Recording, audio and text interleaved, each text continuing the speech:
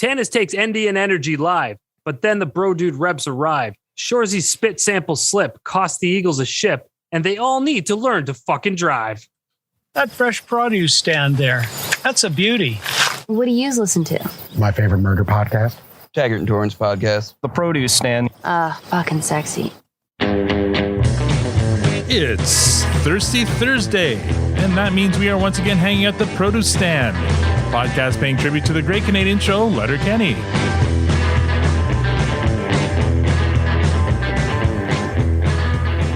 Now, I know what you're thinking. There are many other podcasts about Letterkenny out there, but this one looks nothing like How Are You Now? Not the teeniest, tiniest timbit. I'm Al, your host, and joining me in the room as always is lovely Tanya, and online we have Squirrely Matt and the Velvety Victor. And joining us this week, he is the host of the Guys Review podcast. He's allergic to sleeves. He's a frequent contributor to the Twitter DM group. He's a good guy. He's a really good guy. And let's not forget, he is the human palate cleanser. Please join me in making some noise for Stephen Walker. Oh my god. Oh my god. Oh my god. Wait. Oh my god. I regret nothing. Welcome back to the Produce Stand, Stephen. Thank you, sir. Good to be here. Awesome. Out of all the nicknames I've ever had, the human palate cleanser. God damn it, Victor. You're welcome. When I say it out loud, it seems dirty. Does it? I don't know. It seems. I'll tell you one Bad thing. run of nicknames, eh? It tastes uncomfortable. Oh God! You're not wrong there. How are the first few bites tasting today? It does not taste too good. All right. How are you now? How are you now? This tonight's lineup is going to be Victor, Tanya, Matt, Al, and Steven. Our guests will have the last word. Victor, how was your week? Oh my God, I can't wait for the holidays. Yeah, me and me both. It's just so, like most places, things are wind down just before the holidays. Things are winding up. I don't know. It's pretty crazy. So I really can't wait. The good news is my holidays begin because our company is good to us. It begins on Thursday. So they're giving us Thursday and Friday, and they're also giving us all the days between Christmas and New Year's. Oh, they're just giving that's those away nice. to us. So it's almost 2 weeks, right? It's like 2 days less than a week or something like that. So than 2 weeks. So so I'm looking forward to that. I don't even know what I've been up to because I've been so knee deep in work. But I did pause to watch a movie on Netflix, Escape from Pretoria. Oh yeah, Pretoria or Pretoria. Yeah, that was really good. I looked at some reviews and people are kind of down on it. I thought it was great. It was awesome. I enjoyed it. Yeah. Well, maybe it wasn't awesome, but it was really good. Daniel Radcliffe flick. Yeah, exactly. I thought he was fine. I wasn't thinking Harry Potter at all. He did his own thing, and it was. I think he erased Harry Potter from most of our minds when he did that Naked Horse movie or play. Equus. Yeah. Equus, I don't think I'm familiar with that. No. I have no idea what you're talking about. Look at it. Oh yeah. I'm sorry. Matt's looking it up. It's a play, and it's. I believe it was off Broadway. He appears full frontal naked on stage. Yeah. Oh my! And did he use prosthetics? Honestly, it's one of the things I've never Googled. In other words, Victor wants to know the size of his wand. Do you know this? I just stopped Googling after you revealed the punchline. I thought maybe we could have like a spin-off kind of with Stuart and him, and anyway. Yeah. A sword fight, it's like if you will. An 80s policeman flashlight just hanging there. Yeah. Oh my. Exactly. Oh, very good.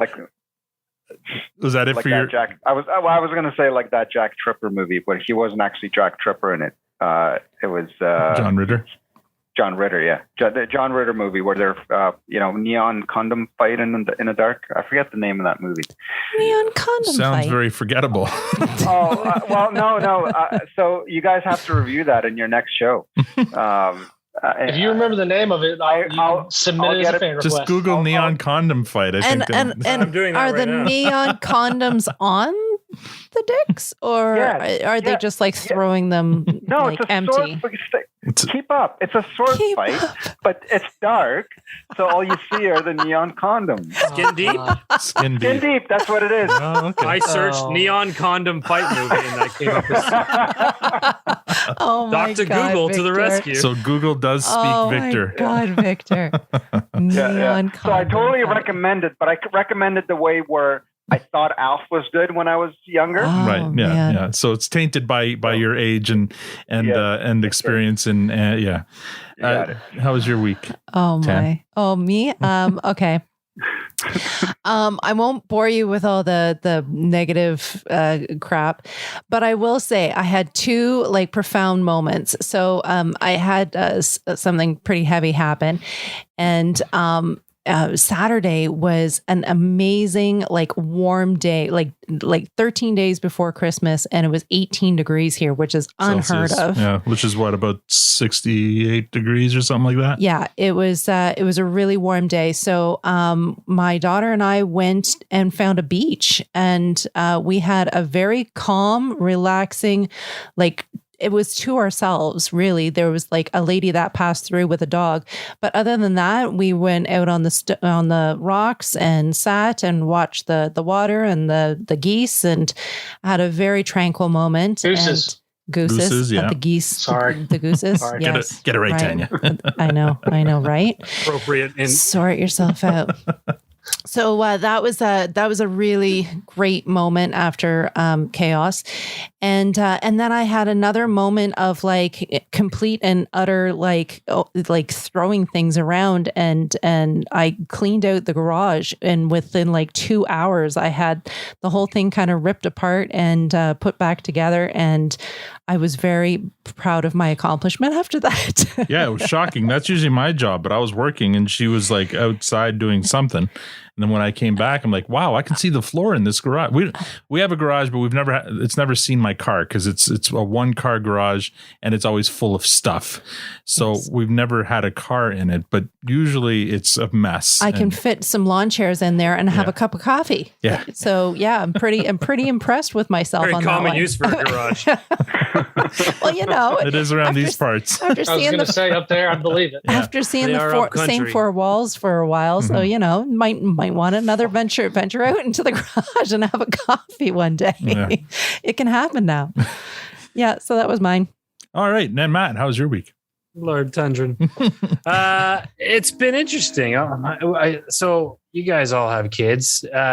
It sucks when they all start getting sick. Oh no, not again. Because that's my point. It's like it sucks that they're sick, but it's this vicious cycle of sick that just goes round and round and round and round and round, never fucking ends. So that's where we're at. I'm like 70% sure I'm going to wake up feeling like a bag of shit tomorrow morning because I've already Think positive. Say 100% sure you're going to wake up like a bag of shit. Attaboy. So we've been dealing with that, and I think everyone's kind of over the hump except for myself, which, like I said, 100% it's going to hit me tomorrow. So we'll see how I'm feeling then. But did that, dealing with all that. I've actually been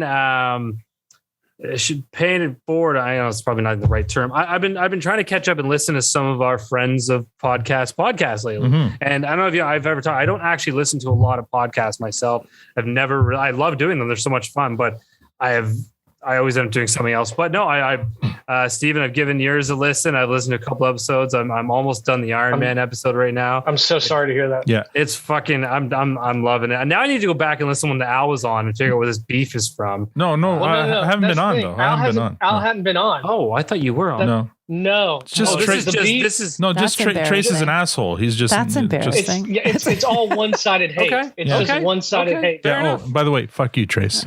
Yeah. Trey. Sorry, Trey, not Trace. Yeah. I mean, if that's the case, then fuck you. See, I don't even know his name. See, he's not that important to me. I don't know his name. And he's asking for an invite onto this show based on a fuck you, Al, and I don't understand. No, he just... I don't know what happened, but I think in the first episode he says something about he doesn't care whether I live or die, and I'm like, oh, okay, we're doing that.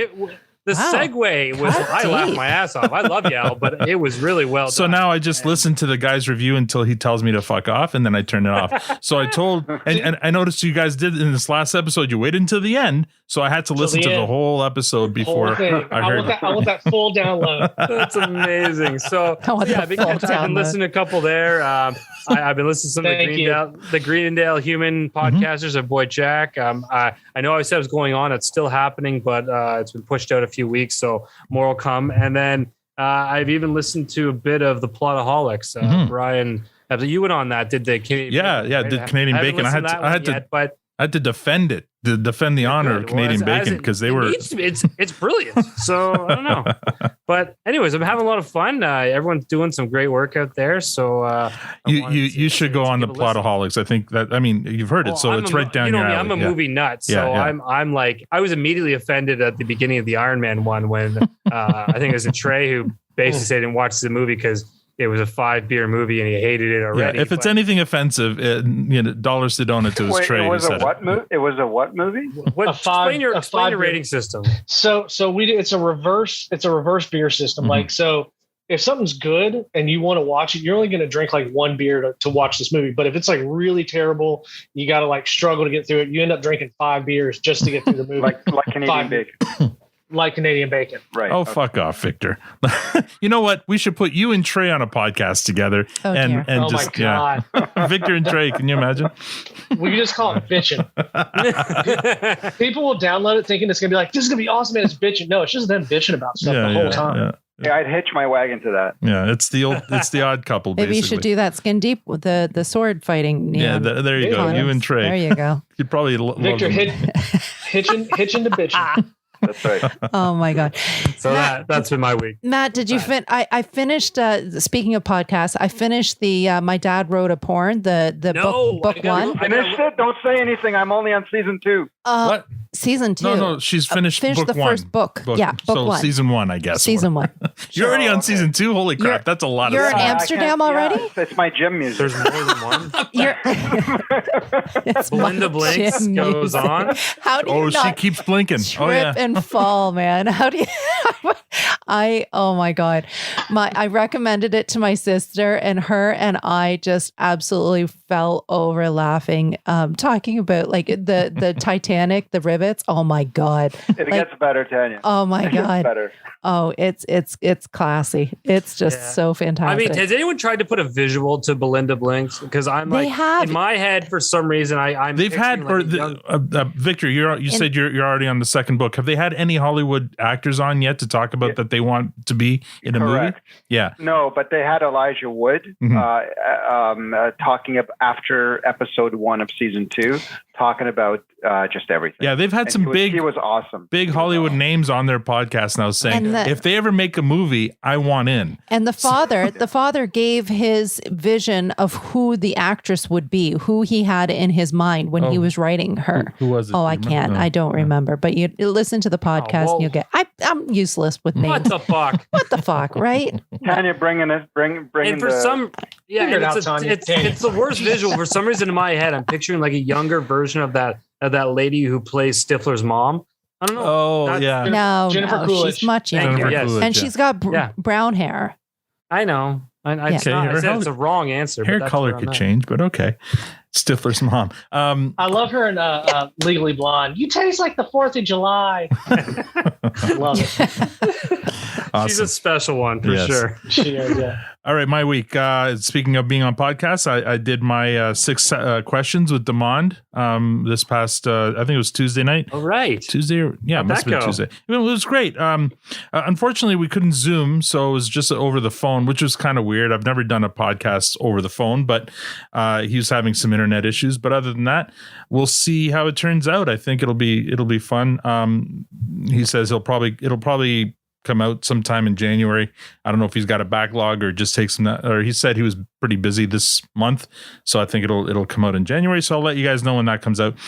And then Victor, you're saying how, it's the end of the year and things are kind of spooling down for most people at work. Well, I'm launching a brand new podcast in January, so I'm an idiot. And because it's my strategy that I'm working with. And I gave myself the deadline of July 4th. Yeah, the first Monday in January to launch. So it's another work one? It's another work one. So I've been scrambling and I'm having a hard time because this one here, I need to like interview a bunch of people and I'm having a hard time getting anybody before the holidays. So I'm like, wait a minute. this deadline is self-imposed. It's my own goddamn deadline. So I'm like, I'm going to give myself a break. And I actually gave myself a week's extension. So instead of For you. Did you get approval? yeah, well, no, the approval was He my approved own. himself. Yeah, I approved myself. I caught it, Victor. He missed the joke. Yeah. You need to ask yourself for a raise. Yeah, Hey, well, Ron. anyway, can't wait for that to see the light of day, and I'll let you guys know when it happens. But it'll be different from this one. Obviously, no dick jokes. It'll be different from the other one that I did. It's more of a digest magazine. Oh, you're going to be talking to all the businesses that failed. Yeah, well, yeah, exactly. Yeah, I'll be going to the bar. Lots of dick jokes in those. Anyway, Steven, how's it been since the last time we saw you? It's been pretty good. It's been, I guess, around American Thanksgiving, I guess, since the last ag hall. But no, it's been good, busy, living life. This time of year is usually pretty dead for me professionally. I think I've told you before, I'm in property management. It's been really, really busy recently. But the highlight of my week, though, was one of my coworkers had a birthday this week, and he didn't tell anyone. He didn't want anyone to know, but his wife made the mistake of putting it on Facebook. Ooh. So I think I put the picture. Did y'all see the picture I put in the group? I think I put it in the birthday cake. I did a super soft birthday. Soft, yeah. Mm-hmm. Now, did he know what that meant, or was he just like, yes. "Why are you?" Okay. Yeah, I turned him on to Letterkenny several months ago, and I told him about the podcast. I don't know if he's listening, but I told him. Cool. Well, happy birthday! What's his name? Excuse me, Brian. Brian, if he does listen, and once he gets to this episode, we can say happy birthday, Brian. Happy birthday, Brian. But yeah, I couldn't get a feather boa, but we did it was a birthday cake with a rainbow, and I had them write in pink frosting, happy super soft birthday. And I got him a unicorn candles and a unicorn balloon. Nice. Wow. So it's just a good friend right there. The best coworker. But other than that, it's like I said, it's been all right. I'm like, I don't know. We never talked about this. Do any of y'all play video games at all? Anyone? Yeah. Okay. The train simulator. Well, of course, yeah. Okay, so I moved on from train simulator. He meant fun video games, yeah. Yeah, the new Halo game came out, and I've been playing a lot of that. Actually, I've been playing that game for 20 years, so that's been fun. And then today, just to rub it in your faces, it was 72 degrees here in Alva, which is 22 degrees Celsius. Oh, yes. Damn. So that's 22. No sleep, baby, no sleeves. No, but it's gonna cool back down over the weekend. Yeah, and it was cooler in the beginning of the week, just like it warmed up like Wednesday, Thursday, Friday, but it's gonna. Like, do you have to pay extra for sleeves in Alabama? Like I told Chad today, man, I have to special order them. We don't even have shirts with sleeves here. So, like, I almost picture you guys having like tearaway pants, but the tearaway shirts so that you picture that, do you, there, Matt? You tear your sleeves off when you come home from work. Yeah. Well, it's the zip off. It's the zip off jeans, so I always wear jorts, but then I just put the legs on when it gets a little cool. Zip off jeans. Of course, those are the best. Multifunctional. I'm picturing that was it Magic Mike, the rip away the tarot? Yeah, that's what I'm picturing. Just like there you go. I love that. Oh, great! Thanks for the visual. I've never seen them in jean fashion. That just add a whole extra layer of excitement. And is that gender neutral attire there? Why not? I mean, anyone can wear jeans. Mm-hmm. Yeah. Well, I meant more your top, but it's all good. Yeah, it is too. But I mean, luckily my boobs have gotten a little bit smaller. I've actually lost a little bit of weight. So, attaboy. All right. After the heart scare, I've been eating better. Good. As long as they don't hang like pomegranates, then we're oh my god! No, nice and perky still. Nice and perky. That was a reference, but it's all good. Yes. That was my dad wrote a porno reference. Yeah. Oh, see, I hadn't listened to it. Yet. Oh, you're missing. I know. Everyone's missing all your jokes tonight, Victor. Yeah, exactly. So I got it, Victor. So I know I know you had a heart scare. I've been there before. So this question isn't for you because what isn't good for heart issues is coffee. But Tanya, would you like a coffee? Yeah. Wowza. Yes. Victor, would you like a coffee? I'd have a coffee. Matt, would you like a coffee? I'd have a heart problem. I'm surprised we're not having coffee right now. Great, because as you know, Diabolical coffee is now being served at the produce stand. It is devilishly good coffee and diabolically awesome swag. There's a roast for all tastes and even some you didn't know you wanted. You can order whole bean, coarse, and standard grind and espresso, or if you're like Tanya and me, there's a K-Cup option for single cup brewers. They may also be a decaf option. Who knows for Stephen. Half calf. All right. And for the duration of season 9 of this podcast, which is coming to an end in a couple of weeks, you can use the promo code PRODUCESTAND for 10% off anything in the store. That is 10% off all coffee and merch. Thank you, Diabolical Coffee and Eric, for your support this season. And speaking of support, we have 21 new Twitter followers. So welcome to Kathy B, Sue, the BA from Minneapolis, Minnesota, Dare, Andre Lewis from the United States, Ted Stokes from Toronto, Aaron Rosenberg from Oakland, California, Waving the Red Flag, Troy Takes Movie Reviews from North Bay, Ontario, Chris Leah from the United States, Team Longball from Hilton Head Island, South Carolina, Jacqueline Willems, Furious Styles from Rochester, New York, Kyle Miller from Omaha, Nebraska, Kevin Quett from BC, Tyler with 2 exclamation points. He's very excited. LDK from Lyons, Iowa. Maddie from North Side of Hell. Carmel Buttry from Toronto. I wonder if she's related to Billy. Lady Moderna. James Edgar from Toronto. He's a fellow FOTM. And AJ from Brooklyn, New York. Tanya, are any of these you? Nah. No. Boo. She was looking over my shoulder at the list because she's been threatening to join Twitter, but not let me know who she is. So, so we'll see. That sounds really fun. You should do it. Anyway, 100%. Thank you all for listening. Thank you all for following and hopefully for listening. Oh, I didn't even think of Previously on Letterkenny. Last week we recapped and reviewed episode 6 of season 9, Restaurant. That episode got a fresh rating from Tanya and a clearance from the rest of us. According to our scientific Twitter poll, a narrow 52.9% of you agreed with Tanya, giving it a fresh, and then the rest gave it a clearance along with the rest of us. This fake accounts do you have set up, Tanya? Get that 52% there. I'm a shareholder. Just look for an account called Distracted. That's her account, I'm sure. at capital Distracted. This week we recap and review the season finale of season 9, NDN NRG. Victor, have you done your homework? I have. Tanya, have you done your homework? Once. Matt, have you done your homework? Once. I've done my homework. What are you, a Mennonite? And Steven, have you done your homework? Twice today. All right. Well, don't bore us. Get to the chorus. We open with Wayne and Rosie in the farmhouse kitchen. Rosie asks Wayne if he knew there was a township in Letterkenny Township in Pennsylvania. Wayne did know this. That's where the Letterkenny Army Depot is. It's also near our buddy Joshua. Wayne admires the word Letterkenny. It has a nice ring to it. Very functional. And then that sets them both on a Letterkenny jag. Doesn't get much better, Kenny. Let's say we head down to Gale's for breakfast. Bit brisk, though. Perhaps you should grab a sweater, Kenny. Breakfast at Gale's. Beats Letterkenny's. I'd buy that for a letter penny. You should pinch your letter pennies or you'll be in debtor, Kenny. Judging by that fancy watch you got on, maybe you're the one who should pinch your letter pennies. Hey, don't be fooled by the watch that I got. I'm still Letter Jenny from the block. Don't need a lecture, Kenny. Cito's got a new sweetie.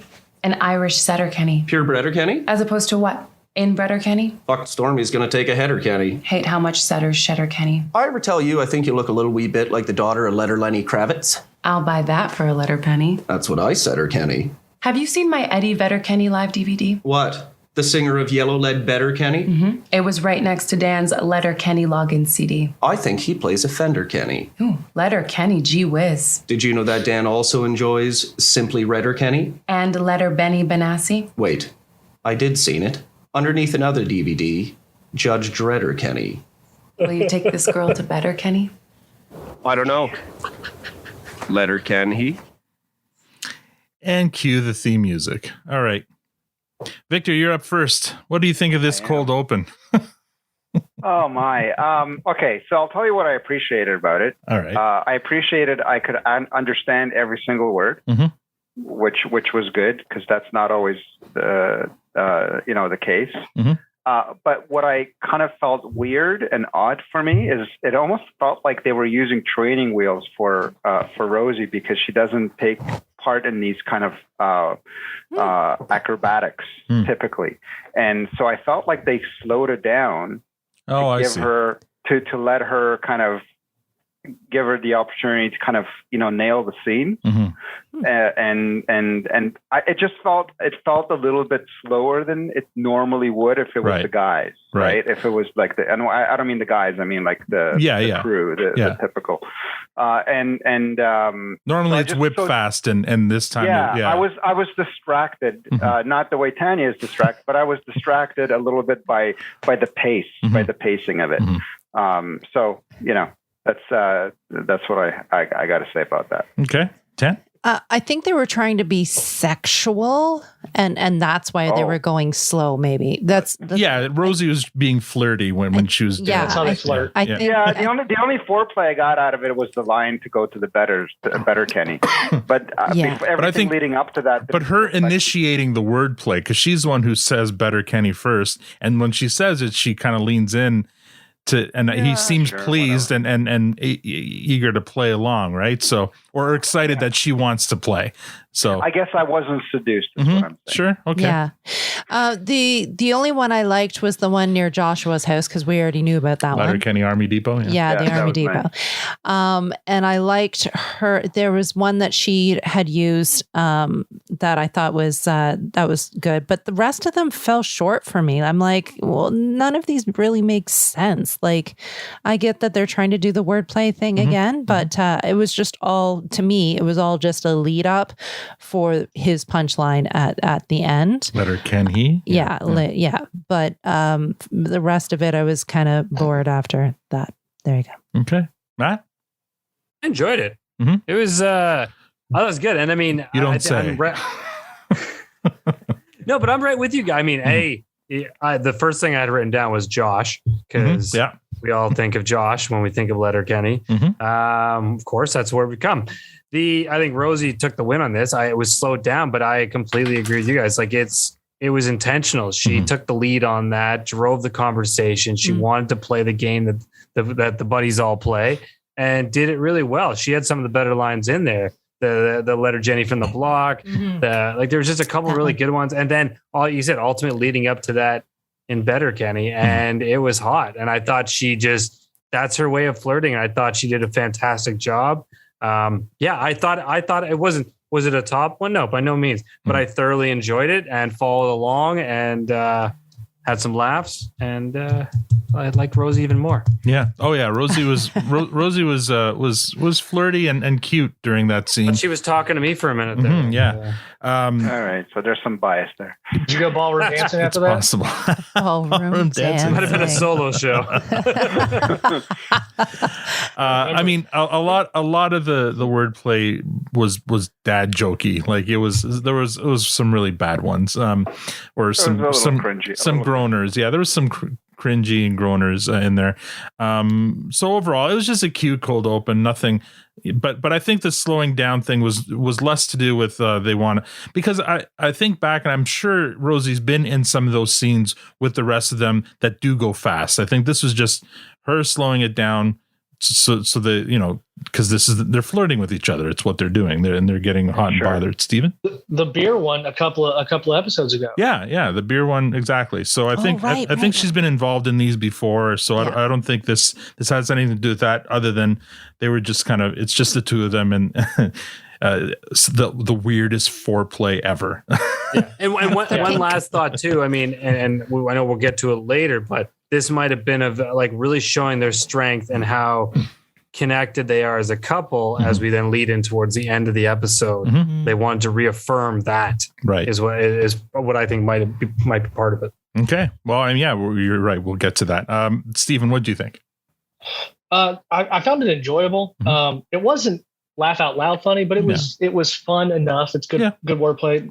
I think my favorite one was the Lenny Kravitz. Where she looks like Lenny Kravitz. Yes, she does. She does. I mean, she legit. I don't know if you Google it. She does. She looks like Zoe. Is it Zoe Kravitz or no? It's Zoe Kravitz. Zoe Kravitz. She does. And then I'm kind of surprised when they did the Letterkenny logins, they didn't go highway to the Danger Kenny. See that? Should write that one in. Yeah, write it in. Yeah, I know, right? I wrote it down in my notes, but other than that, yeah, it was. It's right after with Fricks. Easy there. Exactly. No, it's not. It's not. It's a different level. Fricks is a whole other level. Obviously, other level from you guys because you don't understand. It was enjoyable. You don't laugh, but you kind of go, all right. Like you feel like you're almost, like you said, it's almost voyeuristic. You're watching them. Yeah. This is them getting in the mood, Or play. Yeah, these cold opens are, I mean, the ones that are really funny, but there are others that just set a mood or set a tone for the episode. And I think that's what this was. This was just that is their mood. Tone setting. It was as seductive as watching somebody pet a giraffe. I don't know. Like, but remember their foreplay before? Have you seen how long their necks are, though? Yeah. But you remember their foreplay before, like him licking his finger and turning the pages of a book. Yeah. Like that was it for them. Yeah. They were like, yeah, giddy up. Let's go. Giraffe. Matt's being assaulted by the giraffe tongue. What's the joke of the giraffe got a Viagra stuck in its throat or something like that, or its neck was stiff for days or something like that? I forget. Anyway, something along those lines. All right, coming out of the theme, scene 1, outside Modine's 3, the Hicks arrive at Wayne's pickup. He takes care to reverse park in a spot furthest from the entrance. Derry asks why he's parked so far away when there's a spot right next to the door. Wayne asks Derry which leg he broke. Derry says that it's cold outside. Wayne thinks Derry's old man should have kicked his ass another time or two. Squirrely Dan comes to Derry's defense. If Rockstar's parking is available, you should always take the Rockstar's parkings. Wayne responds, what if some drunk nutsack stumbles out of the bar, takes a header into the truck, and puts a big ding in her? A couple of drunk nutsacks come out of the bar, pushing and shoving, bump into his truck and split. Both Squirrely Dan and Derry agree that Wayne is right. Well, you're goddamn right I'm right. You gotta wake up pretty early in the morning. To what? What? You said I gotta wake up pretty early in the morning. Well, and you better wake up pretty early in the morning. To what? To if you want to fool me. Well, I don't. What if you did? Well, why'd I have to wake up pretty early in the morning? If you want to sneak one past me, bud. What do you mean? I mean, you better wake up pretty early in the morning. To do what? If you want to outsmart me. Outsmart you with what? Well, it doesn't matter. I won't be outsmarted. Well, I got no interest in outsmarting you. Well, you got interest in being smart, and I'll tell you, you're cruising for a bruising. Well, why do I got to wake up early in the morning just to outsmart you? If you want to beat me at what I was going to do. Well, what were you going to do? It doesn't matter. If you want a head start on it, you got to wake up pretty early in the morning. Well, I'd have to wake up extra early because I don't want to skip breakfast. Well, guess what? I'm serving knuckle sandwiches for breakfast. Good buddies? Good buddy. Before I move on, a couple of things. There's a chip in his windshield with a crack right down from top to bottom. This is from the guy who his truck's got to be impeccably clean, and he's parking away from the entrance because he doesn't want a nutsack to put a ding in it. But his truck's got a windshield crack in it. Didn't see that. Yeah, I didn't see it. No, I didn't see it the first time, but watching it today on the bigger screen, I saw it. I'm like, hey, there's a chip right there, and then I can't not see it. So, yeah, that's. what I loved about that, and what I wish had happened at the very end, because that scene was brilliant. Mm-hmm. But it would be great if like Derry just did one of those like really uncomfortable, like look at the cameras and wink. Nice, because he was fucking with them and dragging them along. They don't usually break. But I don't think Derry was fucking with him. I think Derry's that dense. But I mean that would have been the great little twist if he actually realized that he was kind of getting ahead of him there. And what I like more about that scene actually is right at the end, because Wayne is in such a lather. He's yelling at Derry. He's frazzled. And then Dan says, buddy? And he's like, yeah, like he's back down to like, yeah. Well, and that whole time, I love, if you watch Dan the whole time, he's just sitting there going, these two nutsacks. He's looking around and he's shaking his head, and they're just going back and forth, and he's just like, for fuck's sake. Oh, that was the other thing, that this exchange reminded me of back when George W. Bush there was your president, and he did that whole fool me once, shame on you, fool me twice. And then he didn't know how to finish the sentence. He's like, you won't get fooled again or something like that. You won't get fooled again. Gotta get up pretty early. Yeah. It just reminded me of that. There's a whole Bushism's website. I think. Yeah, there is. I think Awesome had mentioned this before also, not whatever. But like the whole like how I don't know what it is about that whole shot, but it almost Awesome's comment about this, how it almost looks computer generated, how the back window is frosted out and the lighting on the whole truck, it looks really weird in the context of the rest of the show. It looks kind of flat, or there's something flat about the shot. Yeah. Like, on the outside, you're right. It could just be frosted. Yeah, it could just be it's really hard to light snow. Like, right, you've got a pickup truck in the middle of snow. There's no shadows. There's no depth, right? Yeah, well, that's the thing. I think the problem is if you look in the background, like even the trees in the way back are in focus, but then the whole behind them is out of frosty blurred out. So it just kind of looks weird. It's possible they shot this at winter and maybe it was a bad day. They just moved the truck into a barn or something, threw a green screen behind it and called it a day. I don't accuse them of using green screen because I'm not, but I mean, if you were because that'll get awesome in a lather. She'll get frazzled at you. Oh, yeah, she'll get frazzled. Anyway, Squirrely Dan interrupts the argument to point out that he may get a ding on his car if he parks up front, but back here is where the fellas come and take a piss. What are you saying, Squirrely D? Yeah, you might get piss on your truck, good buddy. Oh, I ain't right, good buddy. One's the lesser of two evils. Yeah. We just have to decide which ones gets the edge. Yeah. Well, it is a wee bit chilly. Yeah. Yeah, it is a wee bit chilly. Good enough. He went from being so adamant to being, oh, yeah, good enough. All right, let's move. Let's see. Wayne moves his truck up to the spot by the front door just as Coach comes out of the bar, and they almost hit Coach, who yells at him, "Learn how to fucking drive!" Coach storms off, leaving the Hicks sitting quietly in the truck for a moment, and then they all look at each other and start laughing at Coach's outburst. Next scene. Can I throw one thing in real fast? Sorry. I noticed this, and I don't know because I've seen it several times, but I noticed Coach, if you're watching, Coach walks on screen from the right, hits the car, learn how to fucking drive, and then walks back off to the right. He's not walking across. Right. So he walked into the truck to yell at them and then back out. Yeah. That sounds about right. It's Coach. Yeah, it sounds about right. I've done worse. Later on, Coach walks up to somebody. Yeah, anyway, we'll get there. Scene 2. At the Skids' lair, Stuart and Rold are unveiling their new DJ duo to Bianca and Ali. They remind the ladies of their previous duel called The Hottest Sex Imaginable and Rold's side project Susan Serrated. But their new name will be Two Cock Shakur. Bianca and Ali are underwhelmed and confused. The Skids announce that Tanis has hired them to play her release party. The girls have no idea what Tanis is releasing. Shout out though to if it was Danny Ellis who designed that logo for Two Cock Shakur. What a logo.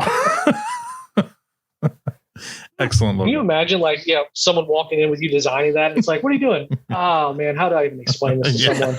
Well, they work for Letterkenny, so she probably doesn't need to explain it. That's fair. Scene 3. Inside Modine Street, Tanis unveils her new energy drink company called NDN NRG. Riley and Jonesy walk in and see the sign. They're not sure that's PC. Tanis says it's hilarious. All the kids on the res have been obsessed with bro dudes since the hockey championship. So Tanis asked herself, what can I do? Which gets this response. Learn how to fucking drive? From the Hicks. They think it's hilarious. Tanis says she hates leaving money on the table. So NDN NRG was born and the kids are already hoovering it up. Gail thinks the logo looks a bit like the bro dude logo. Tanis disagrees, but thanks, Gail, for hosting the launch party. Katie also thinks the logo looks a drill bit like the Brodu logo. Tanis doesn't see it. Rosie agrees it's a mosquito bit like the other logo. Tanis is undeterred. Just then, Tassie and Cassie enter and join Riley and Jonesy, although Riley and Jonesy call them by the wrong names. Katie compliments Riley and Jonesy on outdoing themselves with their dates. Thanks. We couldn't find bras to wheel within the 100-kilometer radius of Letterkenny that we hadn't already wheeled. So then I thought to myself, well, what should we do? Learn how to fucking drive? Go outside the 100-kilometer range. It's so simple. And then we remembered that Tassie and Cassie... I'm Tassie. I'm Cassie. We'll get her. Tassie and Cassie gave up their jobs for us over at Bro Dude. We lost our jobs. Best jobs we've ever had. But all's well that ends well, right, Cassie? I'm Tassie. I'm Cassie. We'll get her. They're interrupted by the Skids, who have set up their DJ booth and unveil the new name. Two Cock Shakur. They just call us Two Cock. Who's they? The streets. Blasphemy. Sacrilege. We know and agree. But So why are you wearing the shirts? they're up to 10K SoundCloud followers. And you know what that means. No. Why? Or let a fucking drive. All aboard that train. I think we found Victor's new handshake, by the way. I like it. Actually, if you remember a tugboat from WWF days, that was his call sign. Oh. And then later he converted into a typhoon. But anyway, you gotta be a real wrestling fan to remember. That's okay. You're playing to our demo there, though, Victor. Your knowledge of really obscure wrestlers that I've never fucking heard of before. I'm sure we'll get lots of kudos from deep cuts. Yeah, from Dennis and from others. Nice. Can I just tugboat and typhoon, same person. Yeah. We were told by Google just yesterday that we were going to have a typhoon. Oh yeah. There's a typhoon warning in Ontario. I'm like, don't we need to be near an ocean for a typhoon? Make sure there's a tugboat nearby. Yeah, it was weird. I'd never heard that before, ever. Hey Google, what's the weather coming today? in from the? Is it coming from the east or the west? We are not typhoon. No, that's not a thing. And Google was totally wrong. Yeah. I don't know what happened. She told us a few drinking. times. Yeah, she was a little bit drunk. Yeah. Anyway, to Google. Cut to the ladies' room where Tassie and Cassie are freshening up. They get texts from Riley and Jonesy, who are still calling them by the wrong names. The twins are already sick of the hockey dudes. They wonder if they should try to be NDN NRG girls, but they don't want to work for a bro dude knockoff. One of Tassie or Cassie, I'm not sure which, comes up with the idea that if they tell bro dude what's going on, maybe they can get their jobs back. So back out in the bar, it's a full house, and Tanis tries to get everyone's attention, but when she can't, she gets an assist from Squilly Dan. Hey! Shut the fuck up and listen to Tanis before I have to stick my shoes down your throat and turn you into a very fashionable, gender-neutral pair of thigh-high fucking boots! I love Squirrely Dan. Everyone's attention turns to Tanis. Tanis once again thanks Gail for hosting. She announces that with the recent success of the Eagles on the hockey stage, she got a little bit of an idea. It's not to learn how to fucking drive, as Daria would put it. Tanis says the team needs an official sponsor, something that can contribute to the brand of the championship team. Tanis calls on the Skids to play some music, and Shania does a dance, and then she finishes to applause, and Tanis and Shania announce that with the early success of NDN NRG, Tanis has bought the Eagles. Everyone in the bar cheers, but then they're interrupted by the bro dude rep and a Nick, who walk in and thank Tassie and Cassie for the heads up. The bro dude rep comments on how Tanis' logo looks just a bits and bytes like the bro dude logo. Tanis still doesn't see it. A Nick agrees that it looks more than a horse bit like the bro dude logo, and once again Tanis doesn't see it. Then the rep grabs a can from Tassie and Cassie, whichever it was, and has a taste. Taste the same, too. They all taste the same. Get your head out of your ass. They do not all taste the same. Okay, well, then what are you going to do about it, Aaron Brockovich? Learn how to fucking drive. Besides sue moccasins off you? You don't have to sue me to get them off. What's your sign? I'll think of something. Before they walk off, a Nick spots Derry and tells him that they need to talk. Derry asks about what, and a Nick warns that they'll be back. The two bro dude ladies walk out, and Tanis calls on the crowd to get fucking hammered. Two cockshaker jump into action to provide the soundtrack. Riley and Jonesy walk up to Joint Boy and Tyson at the bar to chat. Joint Boy and Tyson have started a beer league hockey team. Riley and Jonesy are happy to hear it. Seems their teams are playing each other the next weekend. Riley says, good, just don't work too hard. Jonesy adds, no one likes a beer league hero. Joint Boy tells him not to worry. They phone it straight the fuck in. But they've got a guy who can't be turned off. Shoresy. Give your balls a tug. Wait, you know this guy? Fuck yeah, saw him at a Halloween party dressed as the twins from The Shining and almost shot Gert through my Dorothy skirt. You're dressed as Dorothy for Halloween? You bet. The dress looked good on me, but it'll look better on your mom's bedroom floor, you fucking loser. Fuck you, Shoresy. Fuck you, Jonesy. Your mom wanted to go with me as Toto, but I said, short trip, you're already a fucking dog. Fuck you, Shoresy. Fuck you, Riley. Your mom got refused entry to that party for coming in blackface. She's glad I came in blackface before we left her bungalow. Fuck you, Shoresy. Were you really taking down their moms? No. Fuck you, Riley. I'd still be with her, but she ignored Lacey and Macy's safe word. It's Tassie and Cassie. So it is true. No! Fuck you, Jonesy. I dumped your mom and she sent me flowers like I'm a fucking broad. Fuck you, Shoresy. Fuck you, Riley. Your mom said she'd do anything to get me back, so I've got her running around town on my Pokemon Go. Fuck you, Shoresy. We're done. Fuck you, Jonesy. How do you think I feel? I had to fuck your mom one more time because she still got my Game Boy Color. Fuck! Fucking Pokemon's gotta catch them all, you piece of shit. Oh, man. I never know where to cut that. Cut back to the party. Shania asks Tanis if she's worried about Bro Dude. No. Thanks for shaking it out there. What if she tries to sue you? Global corporation tries to take down a First Nations mom and pop shop? I'd like to see her try. Besides, I'm Mohawk, I'm Bear Clan, this logo is ours. Careful, Andy. Listen, Shark Tank can come after us if she wants to, but you know what we're gonna do? Learn how to fucking bro. Enjoy our day with our championship team and our championship drink. The Bro Dude rep and a Nick return. They compliment the Skids on their sound, but not their name. She tells them they should talk. Then the rep turns their attention to Tanis. Would you come to sue the mucklucks off me? I said moccasins. Come on. Global Corporation takes down First Nations mom and pop shop. How'd that look? I like the way you think. Can't poop your party that way. Lovely. Later. But guess what I can do? Learn how to fucking drive? Hurt you. Much worse in other ways. The rep brings up the hockey team. She reminds them that the Res's rules state that in order to play for the team, all players need to be at least part native.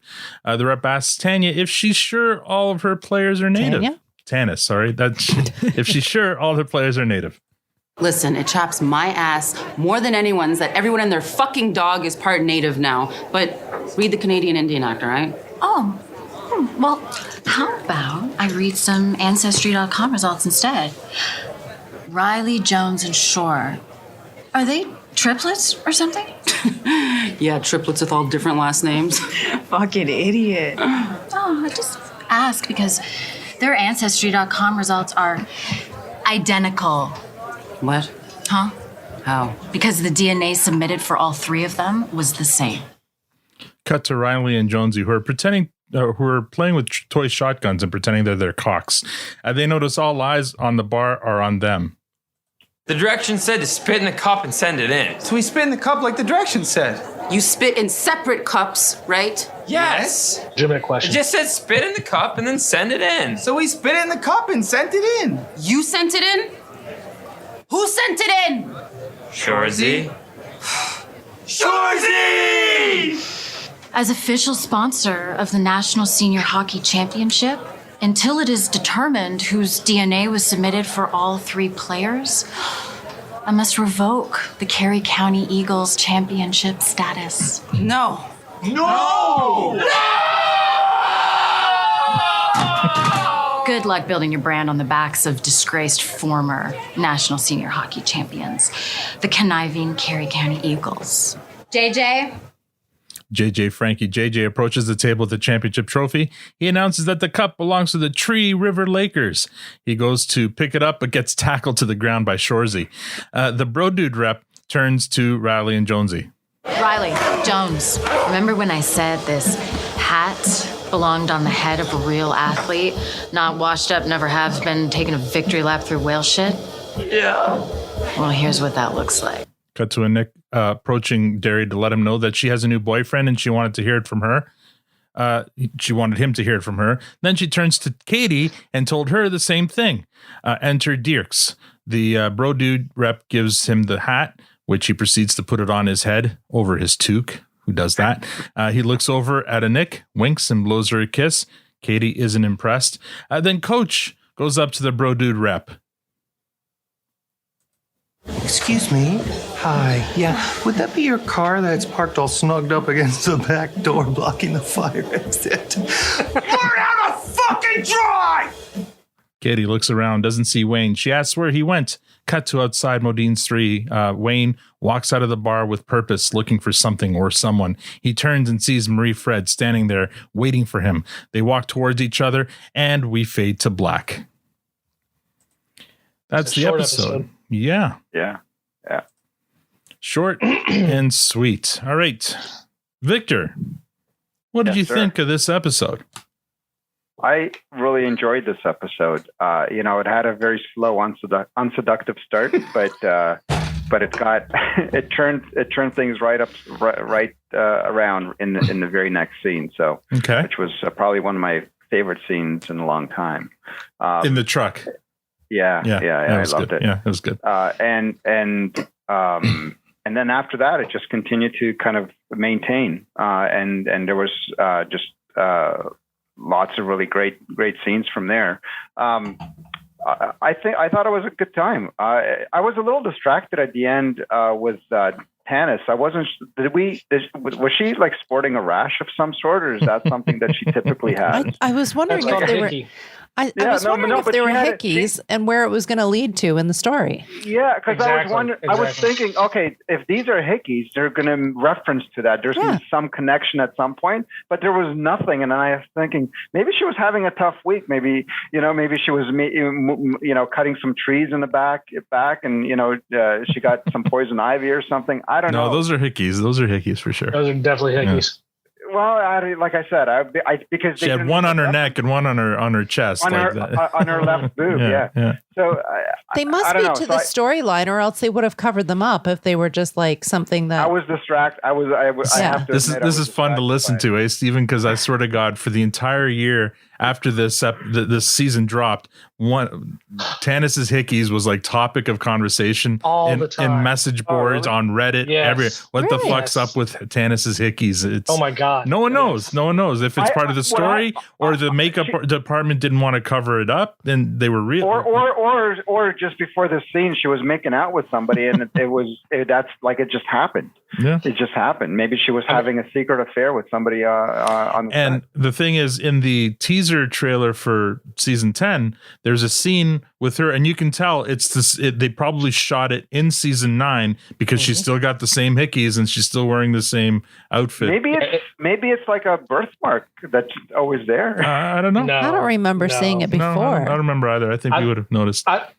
I think season 10 is going to pick up right where season 9 left off, because the little bit that we saw of Nick and Tanis, they're all in the same clothes. She's wearing the the black with the checker. I mean, I think it's just going to start right up. Yeah, all right. You're probably right.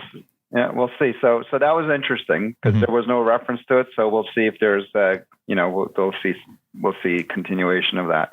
If I think last episode we were trying to predict what might happen and stuff like that, and I think all of us, I can't remember who, we kind of said Dirk might come back and Shoresy. I think I asked for Shoresy to be back, so I was happy about that. Yeah, it was really, really good. We'll continue to unpack, but I thought it was a great episode. Okay. Well, not until Christmas. Yeah. 10? This episode feels like it was jam packed. Like it feels like there was so much and it seemed like it was in a short amount of time. Darian Wayne for sure in the truck, and with Squirrely Dan there. His dad should have hit him a few more times. That comment from Wayne, hilarious. I want to ask the question. Child abuse is so funny, isn't it? It is. For those who were knocked around. For those who were knocked around, yes. Yeah, no, I know. Anyways, the question, a dent or a pee? I think I would rather go for a pee on the car that I can wash out or wash off than a dent in the car. So I think that should be a Twitter poll. Unless they have asparagus. Okay, that's not a bad Twitter poll. But it's in winter. Like, what you just wash it off. Like, I would rather. However, if it's that cold outside too, though, are you really going to go out to rock one? Like, how many times have you seen somebody stumble out of a bar and do a header into a truck? Maybe in Letterkenny it happens a lot. It happens. It's because it doesn't look like it's a paved parking lot. So normally I go to bars I don't drive. So there's I'm that responsible. Too. No, but you're not plowing into your own car. You're taking a header into somebody else's car. As a fairly new truck owner, I got a new truck a couple weeks ago. Yeah, you take the parking. I mean, first of all, do y'all call it rock star parking or porn star parking? Here, Porn star. Porn star. Oh yeah. No. We don't call it either. No. I didn't know there was a term, to be honest with you. Yeah, Really? I thought it was handicapped. No. Oh dear. I call it wife and I always refer to it as valet. No, if there's a spot, Yeah, valet, closest spot to the front of the store, Mhm. if it's open, that's porn star. We call it porn star park. Oh, I call it valet. Rockstar. You got valet parking. Valet parking. when they said- Rockstar parking. I thought you needed a special license plate. Well, you don't park in the blue spot, but if there's a white spot next to it, I did that by accident today, and then I realized it was like, I'm like, sweet, I got Rockstar parking. I pulled in, I'm like, fuck, I'm in handicap, and then had to just go assume these days that if it's anywhere near the door, it's handicapped. I know. Or curbside. Or curbside pickup. Yeah. I will get looks sometimes because my wife she's had foot surgeries, and so she has a handicap tag, and so a lot of times I'll drop her off at the front, and then I will go and park in a handicap spot, and I'm obviously not handicapped. Yeah. So I take my little tag and I put it in the front. I hop out and I'll get people. You could be a toilet kind of guy. Physically, I am not physically handicapped. Well, when I had my busted knee, I had a handicap sticker for a year, and but near the end, It looks. well, near the end too, I would park in those spots, but then I'd get out of the car and feel the need to pronounce my limp just so people knew, because so even like near the end when I wasn't walking with much of a limp, I made sure people knew that I wasn't a degen, just taking advantage of the pull to Kevin Spacey. Yeah, basically. I've done it too. I'll see people like looking at me. I'm hopping out. I've got a pickup truck, so I'll hop out of that thing. People are like, "Why are you in there?" And I'm like, "Oh, I've got a little, I got a hitch." I'm giddy up. Yeah, you just did a cartwheel out of your door, and now you're like, "Oh yeah, trick knee, war injury." Oh my! It's not for me. It's for my wife. Yeah. The two cock logo, the skids thing, the girls backing him up, the shirts, hilarious. The energy, we've already talked about Tanis. It was a little bit of a throw off. Still thought that the conflict between the Bro Dude and the NDN NRG was an interesting spinoff to that storyline. As we said before, we were looking forward to having everyone together, and Tanis was there, Coach was there, Gail was there. No Glenn still. Glenn wasn't. No, you're right. But we had a few more people in there. We didn't have the sex people. McMurray's. Yeah, I guess they weren't available. Was Glenn in this season at all? I can't even remember Glenn being in. Yeah, he was spreading rumors. Oh, right, about Dick Skin. Yes, so he was in that one. And I was thinking they should have had Glenn in the last one, because remember when they were looking for the restaurant, and Bonnie needed to work a double shift, and I'm like, well, where's Glenn? Glenn was working at Modine's, wasn't he, or is he no longer there? He was starting rumors. Be a waitress at the restaurant. He was starting rumors, though, that Gail and he got fired for spreading rumors. Maybe. Probably. Yeah. Riley and Jonesy leaving their 100-kilometer radius to find more girls. I was laughing because Tassie and Cassie, I ended up wearing the same clothes that they were wearing on the show today. And I'm like, I just added a shirt underneath the jean shirt. So I thought that was kind of funny. There you go. That's mine. Okay, Matt. Yeah, it was an interesting one. I don't think I share Victor's all-in excitement, but there was some real good stuff here. I actually was a big fan of the Foghorn Leghorn. Well, why are you showing us that? I said boy. I don't know my blue spot. Oh, is that your But that feels like a win. You're showing me a Foghorn Leghorn. I'm a big fan. You're about as sharp as a bowling ball. I'm taking that as a compliment. Come over here, boy. That ain't no hippo. Yeah. That's a Christmas. Is Foghorn Leghorn PC? I don't even know if he is. Probably not. Probably not. I don't If you care, have to but he's ask, funny as it's hell. I know. Not all of his stuff, I would imagine. Not anymore, at least. Yeah. But I know a couple of guys that talk like him. Yeah. I wish I did. Oh, Man, come on down for a visit. Right, I'm coming. I'm on my way. We'll get you fried chicken at a gas station. They'll be awesome. That's where the best shit's at. Fried It is. chicken at a gas station. Oh yeah. Yeah, it was good. There was so what I actually felt was I felt the first half of the episode was much more exciting than the back half. Really? Hold on. Let me put it this way: the first half, and then I honestly didn't really connect with the Tanis story very much, and the NDN and the NDN NRG and all that. I didn't really like. I get what they're doing. I didn't really enjoy that. It didn't feel like a finale kind of storyline. They played around it really well, which I think did well. Like learn how to fucking drive thing kept making me laugh every time. Even the really silent one, which I didn't catch until you played it back now. Dan, learn how to fucking drive. Like that stuff I thought was great. That whole truck scene was brilliant. That I'm with Victor on this one. That was one of my favorite scenes that have happened in a long time. I could watch that on repeat. I thought they played off each other so well. Right down to the Dan interjection at the end, I thought was so good, and it got me thinking because I think the same way when I park, but there's a lot of variables. I think this is when I way overthink shit. So I'm like, what kind of place am I at? What time of day is it? How full is the parking lot currently? You know, how do I need to get out of here later? So as an example, I went to the mall today, which is a terrible time to go to a mall this time of year. I don't think about what's the easiest spot to get me to the front door. I think of what's the easiest way when I'm done in this madhouse leaving. So I will position, even if it's a small walk or even a long walk, I don't give a fuck. I'll park on the back of the parking lot just so when I get back in my car, I just boot onto the road and I'm out of there. I don't want to line up with that maze of people and all those cars that make you leave a mall. I honestly, if something's ever going to happen to me, it's going to be road rage. I do not handle the city well. I am just one asshole away from losing my damn mind on someone, and I'm a pretty gentle guy. Like I am. Let's be real. But the road, just I say bad things when I'm driving, but I'm also that asshole. I have like a Batman complex when I drive, where if I see other idiots doing things that I'm like, that is not right.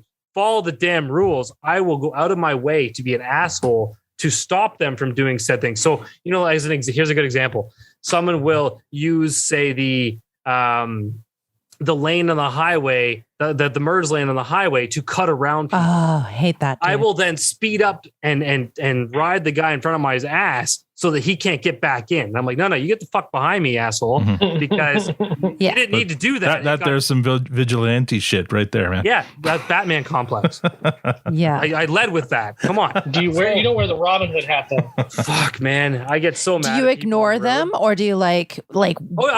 I just ignore like they're not there. I'm like, I don't see you, blah blah blah, and I'll cut them off or I'll block. There actually had one good success. There's this one stretch in Toronto where you make this left turn and the lineup for the left turn ends up like 20 cars deep every time. But you'll always see assholes cut the whole line and then dart in at the last second. And I saw some guy doing it and I was the one that he was going to try to cut off. And I paced him as he came up the hill, right up to the light, to the point that he couldn't get in and he drove through the light. And I'm like, ha ha, fucker. And he missed. So it made me very, very happy. I think Russell Crowe played you in a movie a couple of years ago. Yeah. It's called Unchained. And Michael Douglas played him in the movie too.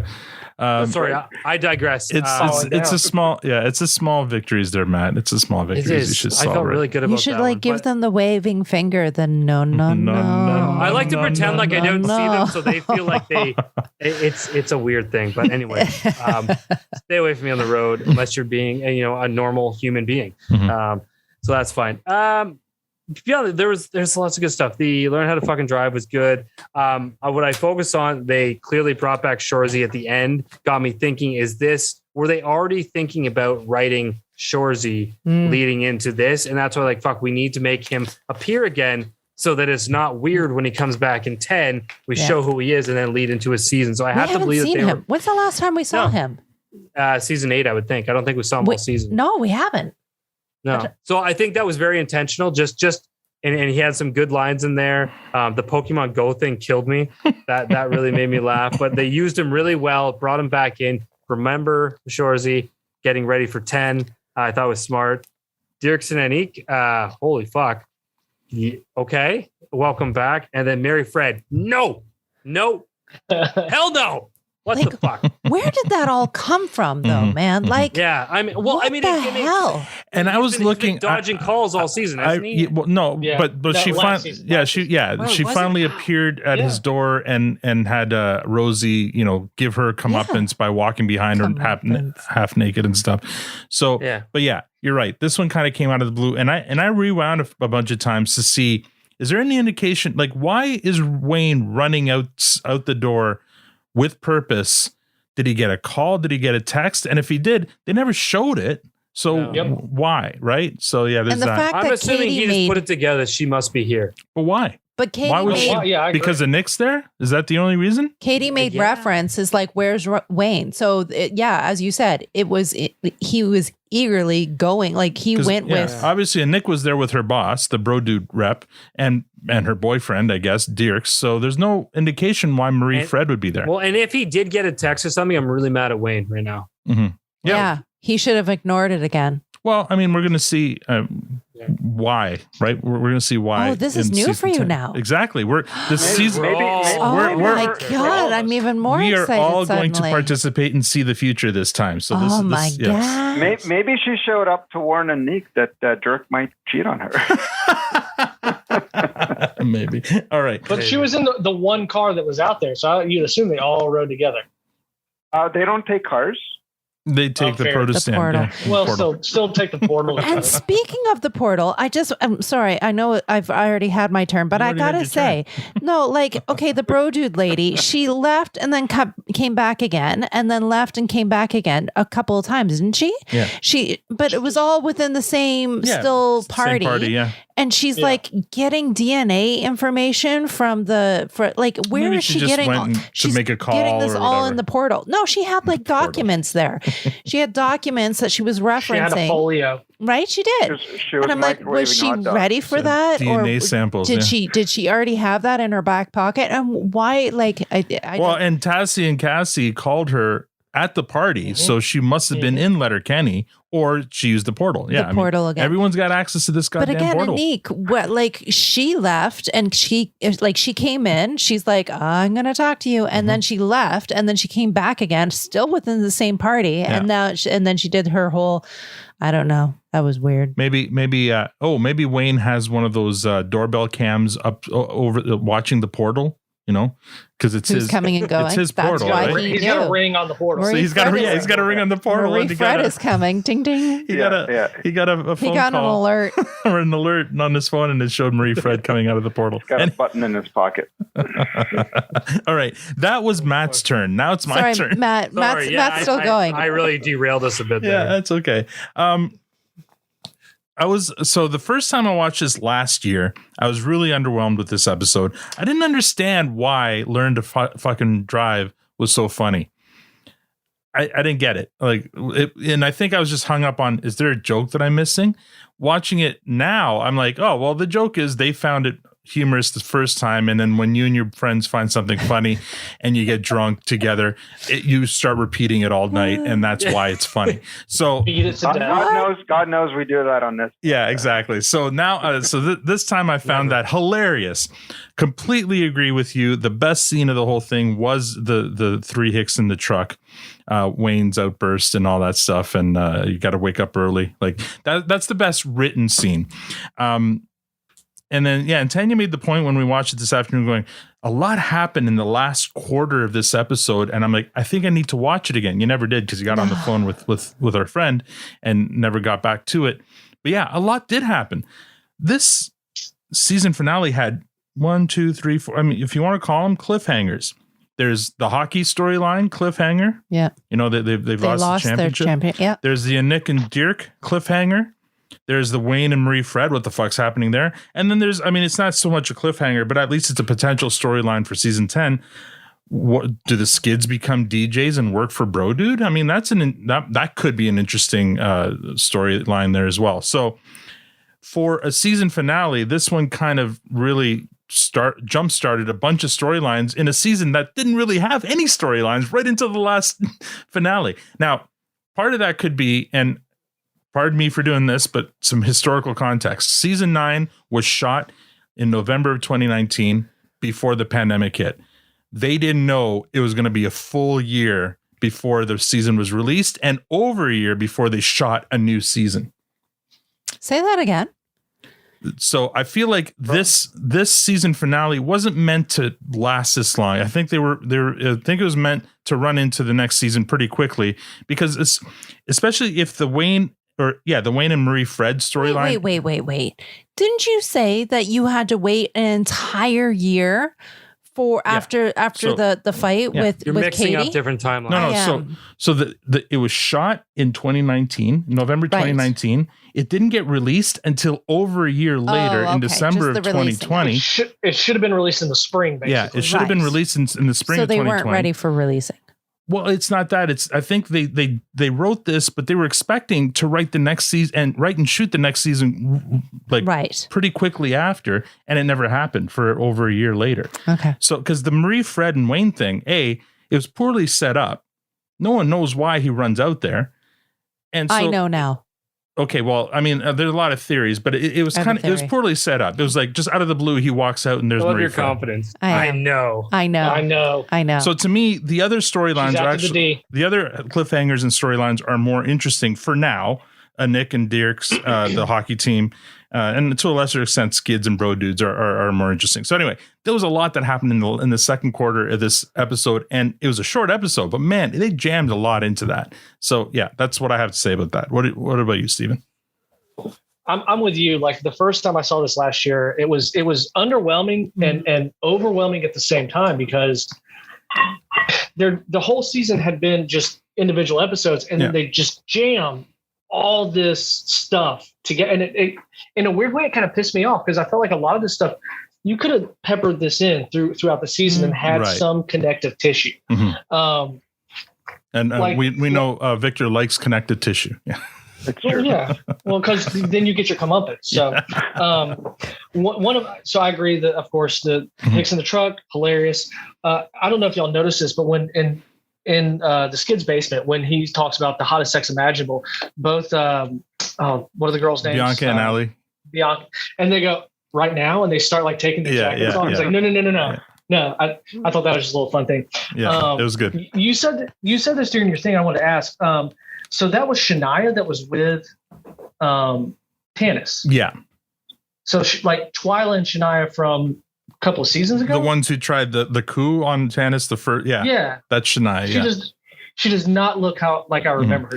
Not in a bad way, but she's. It's the same actress, and I checked the credits. It's Shania in IMDb. Really? Yeah, same character. I did not. Maybe I hadn't seen her in a couple seasons. She looks fantastic. Oh yeah, don't get me wrong. Yeah. She can do that dance anytime she wants to do, ever. Yeah. It's a love-hate for me with this one. But like you said, also the cliffhangers.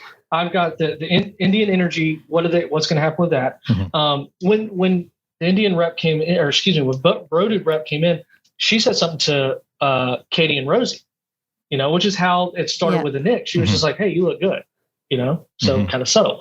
Same thing with the Skids. She talked to them about their SoundCloud. And Two Cocks is stupid. The kids will love it. So what's going to happen with that? Snap! I've got a theory, but okay, go on. Yeah, losing the national title. But for me, the best part of this whole, even past the truck scene, Shoresy, man, he just, having not seen this in a couple of months, I'm super excited about the Shoresy show and what they're going to do with that. And obviously it's going to connect to this with Frankie JJ, Frankie JJ, and that whole thing. So I'm excited to see how that's going.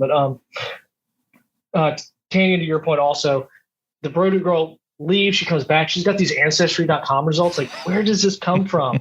But last thing I'll say is, Matt, to your point about people breaking the line, once I got a full-size pickup truck, that shit does not happen anymore. And my favorite thing is someone will try to do that. I just roll. I don't do the look forward. I roll down my window. I will stare at someone like I'm looking down into their vehicle. Going, no, absolutely not gonna happen. You hear the better end of my tiny little Mazda horn at that point.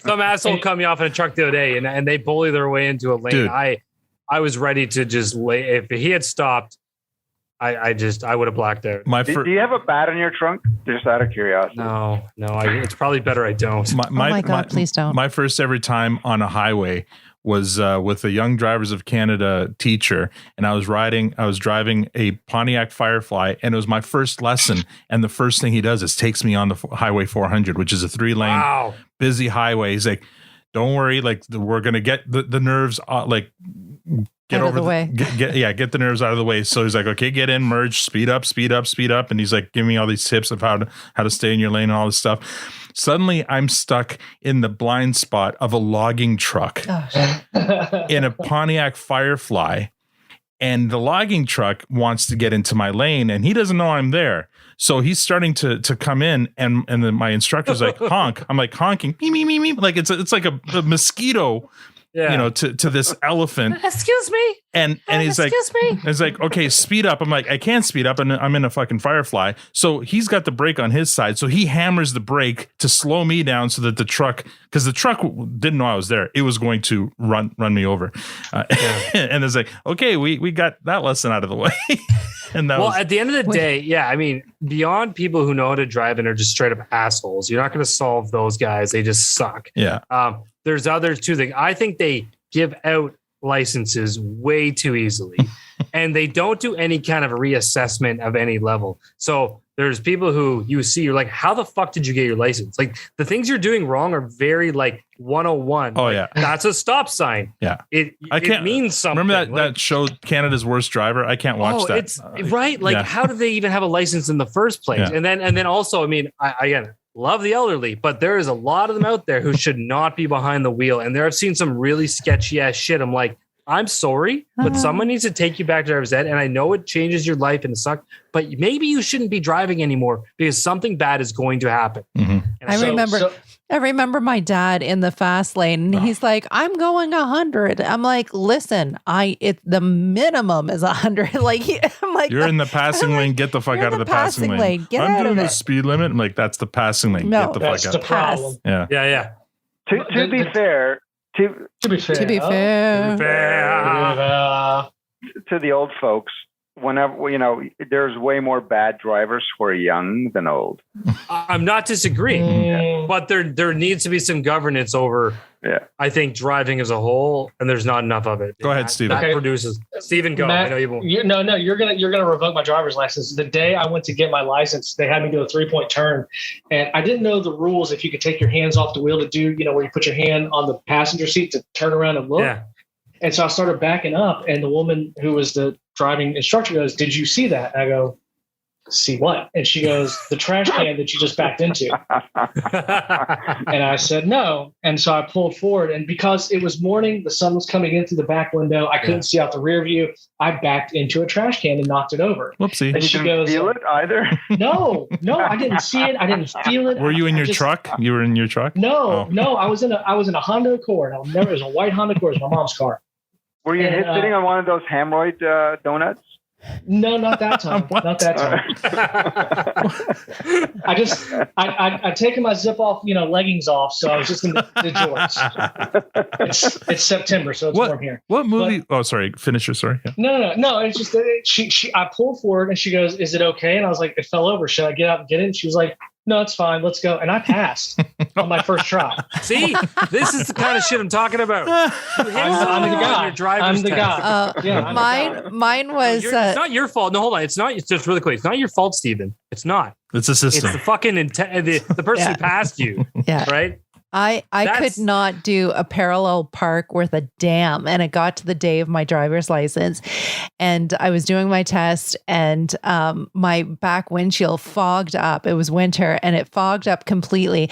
She's like, "It's unsafe to do a parallel park today, so I'm just going to write you on a pass for this." And I'm like, "Oh yeah." I'm like, "I'll take Dodge that." bullet. Damn. But I will say about parallel, I that is for those. Some people get it and some people don't. I think I'm pretty good at living in the city. I've gotten, yeah.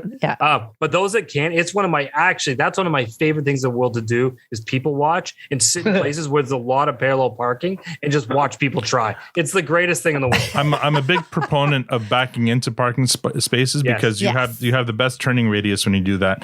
So I appreciated when Wayne backed into that spot, But when he parked in the Rockstar parking, he pulled in, which was bullshit. But anyway, I remember once I was in the underground parking at work, and it was I got there late, so there was like very few spots available, and I sat and watched this woman try to pull into a parking spot, and they're very narrow spots. It's underground parking, so it's very narrow, and she's driving a fucking Escalade or whatever, and she like pulled forward, back, I don't know, a dozen times, could not get into the space, and finally gave up and went to find another spot. And I'm like, I just pulled up and backed in nice and easily one try, and I was in no problem. Mind you, I'm driving a Kia Rio, but I'm confident. I can watch that shit all day. But I'm confident I can back into a spot with any size vehicle, because again, you've got a better, in a tight spot. That's how you should. You should never pull forward into a spot. I was with my friend, and she's backing up into her spot, and she didn't even look in the back. She's just staring at her screen at the front on the front dash, and she's staring at her screen, and her screen even tells you she's in a Honda Civic, and the screen even shows you like the arc of the turn that you need to make, and all you have to do is just follow the arc. All the lines. And I'm like, you didn't even look in the back. You didn't use your side mirrors. You didn't use your rear view mirror. You didn't even look in the back. I'm like, what are you doing right now? I'm like, that is not driving anymore. They live amongst us. Anyways, Anyway, let's move on, or else the after show is going to be late. Ratings. Victor, what do you give this episode? Yeah, so Matt, I think you got the wrong idea in terms of me being all in. I feel like this is a fresh, but it's a low fresh because I think there's too much good in this episode for me to give it a clearance. For me, the part that I enjoyed the least, not including, because I didn't hate the cold open. I just didn't think it was great. That's all. And I didn't find it seductive, and I found it a little questionable in terms of the pacing. That's all. And you haven't kind of won me over on your idea of why it was pacing that way. I felt like it was because I think this was the first time Rosie was the main player in that in that kind of roundabout, and I thought they played it very safe for her. But anyway, the rest of the episode, there were some ups and downs, but there were more ups than downs. And what I didn't like, the part I enjoyed the least was the very final scene, because I felt like, who cares? Like I don't care. The Wayne and Marie Fred scene, you mean? Yeah, I'd rather see Fred Flintstone. It doesn't matter. Like, that ship has sailed. Who cares? Because we don't know. Like, nothing led to that. Like, it just came out of the blue. Well, that's the thing. Yeah. There's nothing there. There's nothing there that makes me care about that. Like a cliffhanger is supposed to make you, I can't wait till the next season so I can find so they can resolve this. And it's like, I don't really care. But if you don't look at that as a cliffhanger, there's like I said, there's three others that are good cliffhanger. The hockey one is a solid cliffhanger. I don't disagree, but that's how they end it. They ended it with that. That one is supposed to be the climax. Yeah, and it wasn't. I think that was just shocking. Oh, Marie Fred's back. Why is she back? You know? But that's the thing. Did you say climax on Marie Fred's back? Sorry. So I mean, that's what we appreciate about you. I'm not saying no. Yeah. That's definitely a palate cleanser. So it's a low fresh, but it's still a fresh for you. It is. All right. Yes. That will cleanse your palate. Tan, what do you give this? Oh gosh. I have to agree with Steven. Like, they should have peppered this into the other shows leading up to it. Like, there was so much, like, as you said, there's all these cliffhangers, but where was the story leading into them? Like, just all of a sudden we got thrown a storyline of all of these things. 4 storylines. And it's like, well, are we ever going to really see from previous seasons? Not from this one, but from previous But we've really had no story leading into this. Like, it's a hard one. This is what makes me think, though, that they weren't expecting. Well, no one was expecting that amount of time between these seasons, right? So I think they thought, okay, this is kind of like, this is 1A of this season, and then the second half of the season will be more story driven, I feel like, right? So we'll see what season 10 brings, because has everyone seen the trailer for season 10? I know you guys like avoiding spoilery stuff. Matt, did you see it? Matt, are you there? Matt's raise my hand. putting up his. Oh, Jesus. He doesn't want Anyway. to talk. He just wants to mimic. So in that trailer, mime. He wants to mime. in that trailer, we see We'll get there. a bunch of scenes with Shoresy and with JJ, Frankie, JJ. So we see, obviously, like Victor said, the intention is there for that Shoresy spinoff to happen, and this is probably what's going to drive Shoresy out of town, and to start his new show. Right, he's going to be kicked out of Letterkenny because he's cost the Eagles the championship. Is my theory. Oh. Yeah. Oh, yeah. 100%. Yeah. So your rating? Oh, I didn't. It's really between a fresh and a clearance for sure. But where to put it? Like upper middle? God, like If you gave the previous episode and by some weird mind, Yeah, you're the only one who gave it a Jedi- fresh last episode. Yeah, like it just it had some good stuff. This one's like, oh God, it is okay. Low fresh. Fresh. Low Okay, fresh. Matt. Okay, so I won't take too much time on this. I came in honestly as a clearance, but I'm gonna lean on the low fresh based on the conversations and what we've done. But what I want to make a comment about is I feel like the show in this season was a victim of its own play, if that makes sense. So what I mean by that is you go OG Letterkenny, the first few seasons, there really weren't stories, right? There was a couple little things going on, but for the most part, every episode kind of did its own thing. There was concepts episodes. We loved it. That was the Letterkenny we knew. Right. You fast forward into seasons like 7, 8. They started to really play with true storylines. Season long arcs. Yeah. Yeah, exactly. Something you got to connect, whether you liked it or not is not the point, but you got connected to the storyline, followed along, carried it on week after week. So now they've gone back in this season to OG. They've taken away this carry on storyline, and there's timbits of it along, but at the end of the day, there isn't. So I kind of agree, and that's why this one was conflicting. Is they threw a whole bunch of showstoppers, like, oh, hey, cliffhangers, as you call them, but we weren't connected to the stories enough to really care, as Victor put it. So it was confusing. The hockey one, I get what you're saying. Your theory, now that you called it, makes a complete sense, but I wouldn't have even considered that. I'm like, okay, whatever. They lost the championship. What would he fucking do? The only one I really cared about was the one they left us on, which is Mary Fred, which I'm annoyed she's back, but we'll see where that goes. They've given me something to bite onto. Yeah. At the end of the day, it's a low fresh, but I think we become accustomed to this storyline approach, which they got rid of and went back to what we love, and we're reacclimating to it. Yeah, that makes sense. Her engine wouldn't turn, and Wayne wanted to be the first one out there to mansplain how to fix it. Sure. You checked the battery there? What was it? The planetary drive or something? Anyway. Yeah, exactly. All right.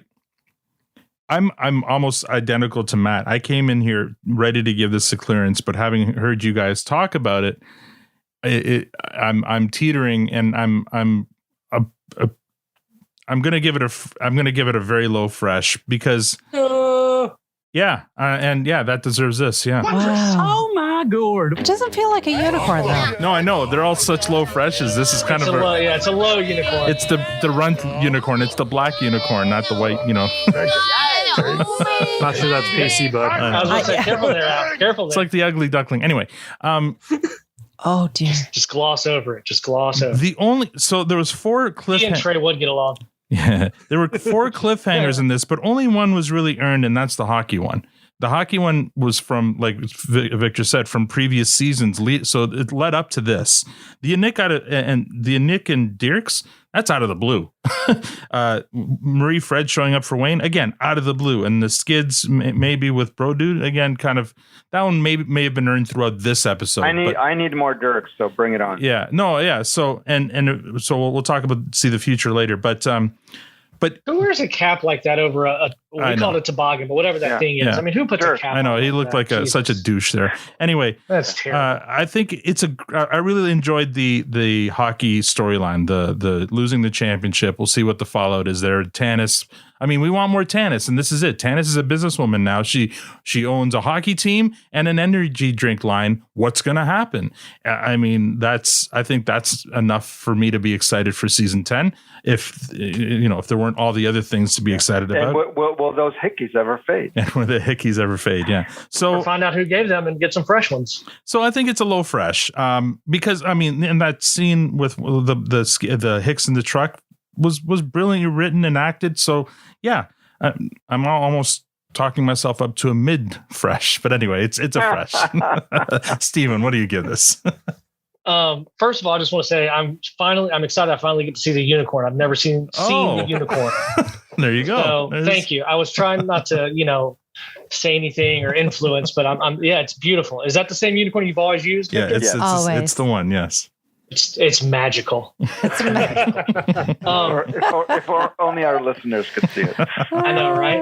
I'm glad I'm one of the fabled few finally. Like I said earlier, I have a love-hate relationship with this because the first time I saw it, I just felt like it was it's like a sellout because you've had this whole season of just nothing, show, and then it's like, boom, next season, and but it's not as bad as it was at the end of season 8 with the fight, because I remember watching that the first time, and when Wayne comes running up the driveway and he cuts the black, and it's like, no. Yeah.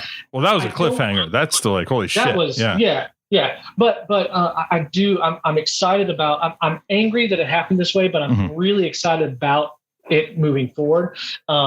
Also, I'd like to say that even in on my show, the whole learn how to fucking drive, that's even become a little bit that we do in our show. I don't know why. One of our guys, Trey, will cut off Tucker when he's telling about his week, and Tucker will start talking and Trey will go, nobody gives a shit. And I laugh and I go, learn how to fucking drive. I don't know why I started doing that, but I picked it up from this episode. So, I was also teetering between high clearance, low fresh, but again, with the conversation, it's going to be fresh for sure. All right. Wow. I wasn't expecting that. I think, is this the only unicorn of season 9? I think it is. Yeah. I think so. It is. Yeah. Victor ruined an earlier one that should have been a unicorn. Sounds right. But, yeah, it sounds good. Yeah. Let's move on to top 5s here. Does this make anyone's top 5? Victor? It does not. No. Tanya? No. Matt? Negative. It does not. Mine either. And Steven, you've given your top 5s before, right? Yes, I have. Basically, obviously, Valentine's Day is number 1, and this is not cracked the other 4. Okay. Yet. All right. Now, by the way, Tanya, we're going to do MVPs now. Victor's first, so you have a little time. Thanks. Victor, who is your MVP for this one? Yeah, my MVP is someone I've never picked as MVP before, I don't think, and it's Shoresy, because the funniest thing he said was Lacey. Well, I probably didn't even get it right, but it's Lacey and Macy. It was I laughed out loud. And if the nice thing about not having him on for a while, then you actually appreciate it, because then when he's on all the time and he wasn't in the toilet, so I really appreciated that as well. Is that we didn't have to hear his farts while he was doing it. So I don't know. I thought it was great. I'm typically not a big fan of those tirades that he goes on, because I think they just got a little tired, and because they typically happen in the bathroom, and I'm not like Matt that way. So shit happens. Literally, and sometimes during a podcast. But I really enjoyed it, and so I got to give it to Shoresy. All right, yeah, I think that is the first time you've given it to Shoresy. Tan? Okay, I usually, and I do love Squirrely Dan's outbursts, because like he's gonna make human boots. Like, God love him. He knows how to shut people up and get attention, right? But I'm going to totally pull a Victor, and I'm going to give it to the two cock logo. Oh my God. Oh boy. I thought That's about right. That's I'm not surprised, actually. I'm really no one's surprised. Yeah, that tracks. What was the band name or the group name? Two Cock Shakur. Shakur. I want to see. It's just it's so bad and That should so be not out of funny. that should be your Twitter handle. Two Cock. Dude, it's just so funny. That'll throw everyone off. And the peace sign and the cockhead and I just funny Do you funny drive? shit. Do you drive shift, by the way, or automatic? She drives automatic, but she knows how to drive shift. Oh, for me, yeah, I know how to drive both. Hey Al, you need to get her the logo and just put the Two Cocks mobile. Is there a Two Cock shift gear box I feel like that could be a good Christmas present for you. Oh my god, Matt, who's your MVP? I always wanted like a silicone breast on the dashboard when I was younger. Like that's a thing. Sand? Sure. Yeah, like a bag of sand. Yeah. It's Just just a something. booty. It's your airbag Just instead of an airbag. Yeah, exactly. booby to fall into. Right? Matt, MVP. You just run into right. things at that point. It's honestly, it goes to my favorite scene of the whole episode, and it's a dual MVP of Wayne and Derry. Oh, okay. Those two just. That scene was one of my favorite ones I've seen in a long time, and I have to give it to those boys. All right. Cool. My runner-up is Tanis. Unlike you guys, I did enjoy the hockey, that whole storyline. I thought it was great, and it's great to see her back, hickeys and all. But my MVP, I agree with Matt. It's Wayne. I give it to Wayne because I think he went from 0 to 60, back down to 0, like in that scene, and it was brilliantly done. So he gets my vote for MVP there. Steven? But before I give mine, question: why was no one mad that Tassie and Cassie called the Brody girls? Like it was obvious. Mm-hmm. They made it apparent that they're the ones who called her, and no one seemed to like care that they were calling them on. Yeah. So if someone's messing with people, the townies, and no one that's small town in the snow globe, and no one came to That's a good point. kick them out. Kind of random. Okay, Shoresy for sure, man. What do you say? My favorite line, Victor, was she made me girt my skirt or something like that. Yeah, something about Gert. That was man. Girt my skirt, and it was like, and oh, you were dressed as a girl, like, yeah, and your mom wanted to go as Toto because she was already a dog. Like, oh my god, I mean, the truck talk was hilarious, but that was on a whole nother level, man. Very good. I'd also like to give another runner-up to.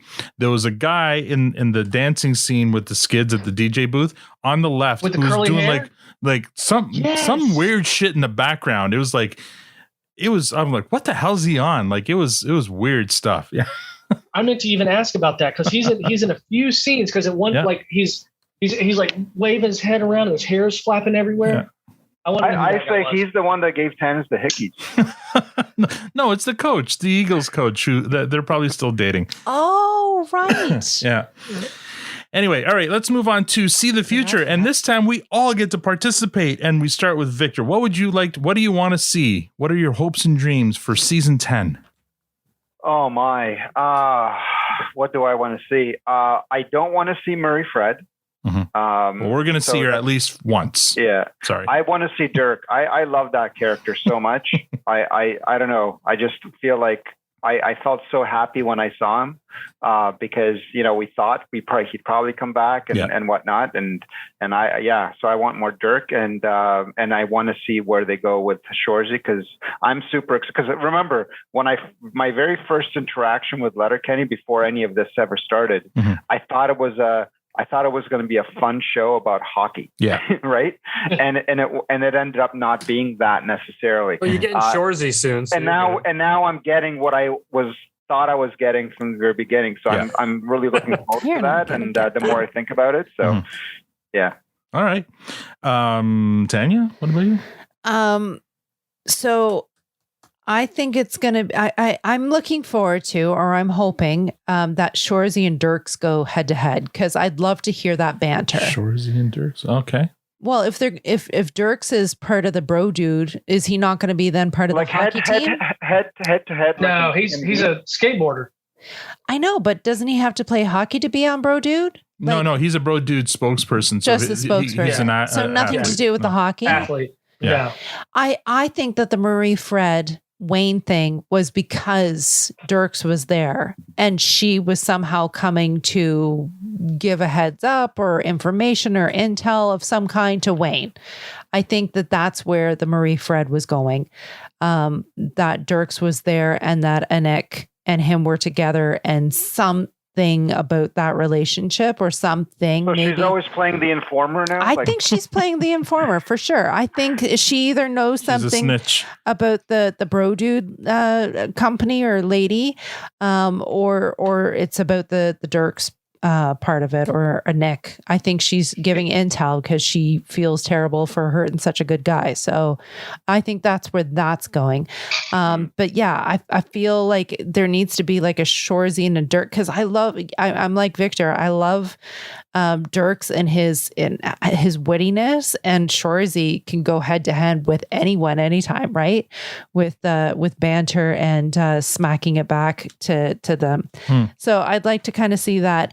I kind of thought for a second Shoresy gave Tanis the hickeys, but as soon as you said that it's probably the other the coach of the other Eagles, coach, yeah, but that's that from makes more 2 sense. seasons. That's like from so long ago. Anything could have happened since then. I know. And why did Dirks not Two seasons ago, but it's probably the same calendar year in their timeline. Maybe well, it is Dirks the same cat because they're still the champions, so they won the championship. Speaking of timeline, shouldn't Dirks have had a cast on his arm? Didn't he have a busted arm? I don't know. No, he had a busted ball. It could have been months later. I mean, your arm will heal. We had a busted arm in the episode 1 of season 9. Yeah. But I mean, who knows how much time passed in season 9? So I don't know. Yeah, I was thinking that too. I want to say the whole the driving thing, the learn how to drive. So my daughter and I were watching Disney, and there's a Forky little shorts, and Forky does what? No. Fucking And Forky. since that whole episode of the what? No, that has been our like go-to all week long. That's and, your version of learn how to fucking drive. and that's my version of so I got this because of watching that, and because we've been taglining what no for everything. So yeah. So when y'all drive somewhere, who normally drives, Al or Tanya? It depends. If we're in her car, she drives mostly. If we're in my car, which she doesn't like being in my car anymore. No, it's too fucking low to the ground. Al, I want to hear the story when you drop she does something wrong and you go, learn how to fucking drive, just like under your breath, or only she'll hear it. Oh, that won't happen. But my kids do it all the she'll call time. me Whenever out. she does have to take my car out, she doesn't. She so every once in a while she's got to take my car out My to pick up. daughter makes me fucking nervous. So my car is standard. Yes. Is manual transmission. Oh man. And whenever the rides kids me. are like, "Mom's picking me up in Dad's car," oh no, here we go again. I am totally fine. Like, I'll tell you that I stole the car. I will absolutely own it. But I am very good on my own. And then you throw my daughter in the car and she makes me, or she's like, she doubts me She's right so from the get-go. judgmental. She's so your mom. She judges me, right? She's the worst backseat driver in the world. Oh, and man. she's like, No, your yeah, mom is, you're but not anyway. you're gonna hit the curb. You're gonna hit the curb. She calls things out. And I'm like, stop it. You're making me nervous. Like, oh, she has too much power. We should over get me. our girls together, because that is my daughter to a T. Oh, 8-year-olds, man. I don't get it. She has too much power. I All right. got to take it back. Matt, tell us the future here. Yeah, straight up. Dirks, I'm excited to see more of him. He's an asshole, but he's a fun character, and I'm looking forward to more of that. Like I mentioned briefly, I love Tanis. I really do love her character. I just want a storyline I can bite onto, and I didn't buy into this one, so I'm disappointed because it's just my personal preference. I really want something with her that just carries a big chunk of a season that I'm excited about. So I'm hoping for something like that. And I'm looking forward to seeing a different side of Rosie and her laying out Mary Fred at some point. So Good call. Good call. That's what I'm hoping that's going to happen. And we can all go fucking right. And it's going to be good. So that's obviously one of the most intriguing lines. What's going to happen there? I hope they snuff it out pretty quick and they move on and go somewhere else. So we'll see. Okay. So, I mean, after watching that trailer, there's a bunch of stuff we could talk about happening, but I just want to go back to first time I watched this, and then the whole year between, we're reading all the theories as to why Marie Fred is there. And my theory has always been, and I can't think of anything that's changed my mind about it, that she's just come back to return the engagement ring. Because the engagement ring is either an heirloom or very expensive, because Wayne, It's not an heirloom. 'Cause they Wayne went needed shopping. Katie to co-sign the loan or whatever, get the money from the bank in order for him to buy it. And we didn't see the breakup. So maybe she's just there to give him the ring back because he wants to propose to Rosie. But maybe it's too soon for Rosie. I don't know. Ew. I hope not, because that would be boring. Don't use You the think same so? ring. I don't like that theory. No? Ew. Ew. Don't use the same I don't know. ring. It's just, I don't know. I thought if Bad she's gonna- juju. if they're going to drag her into there, like make it a little more saucy. Yeah.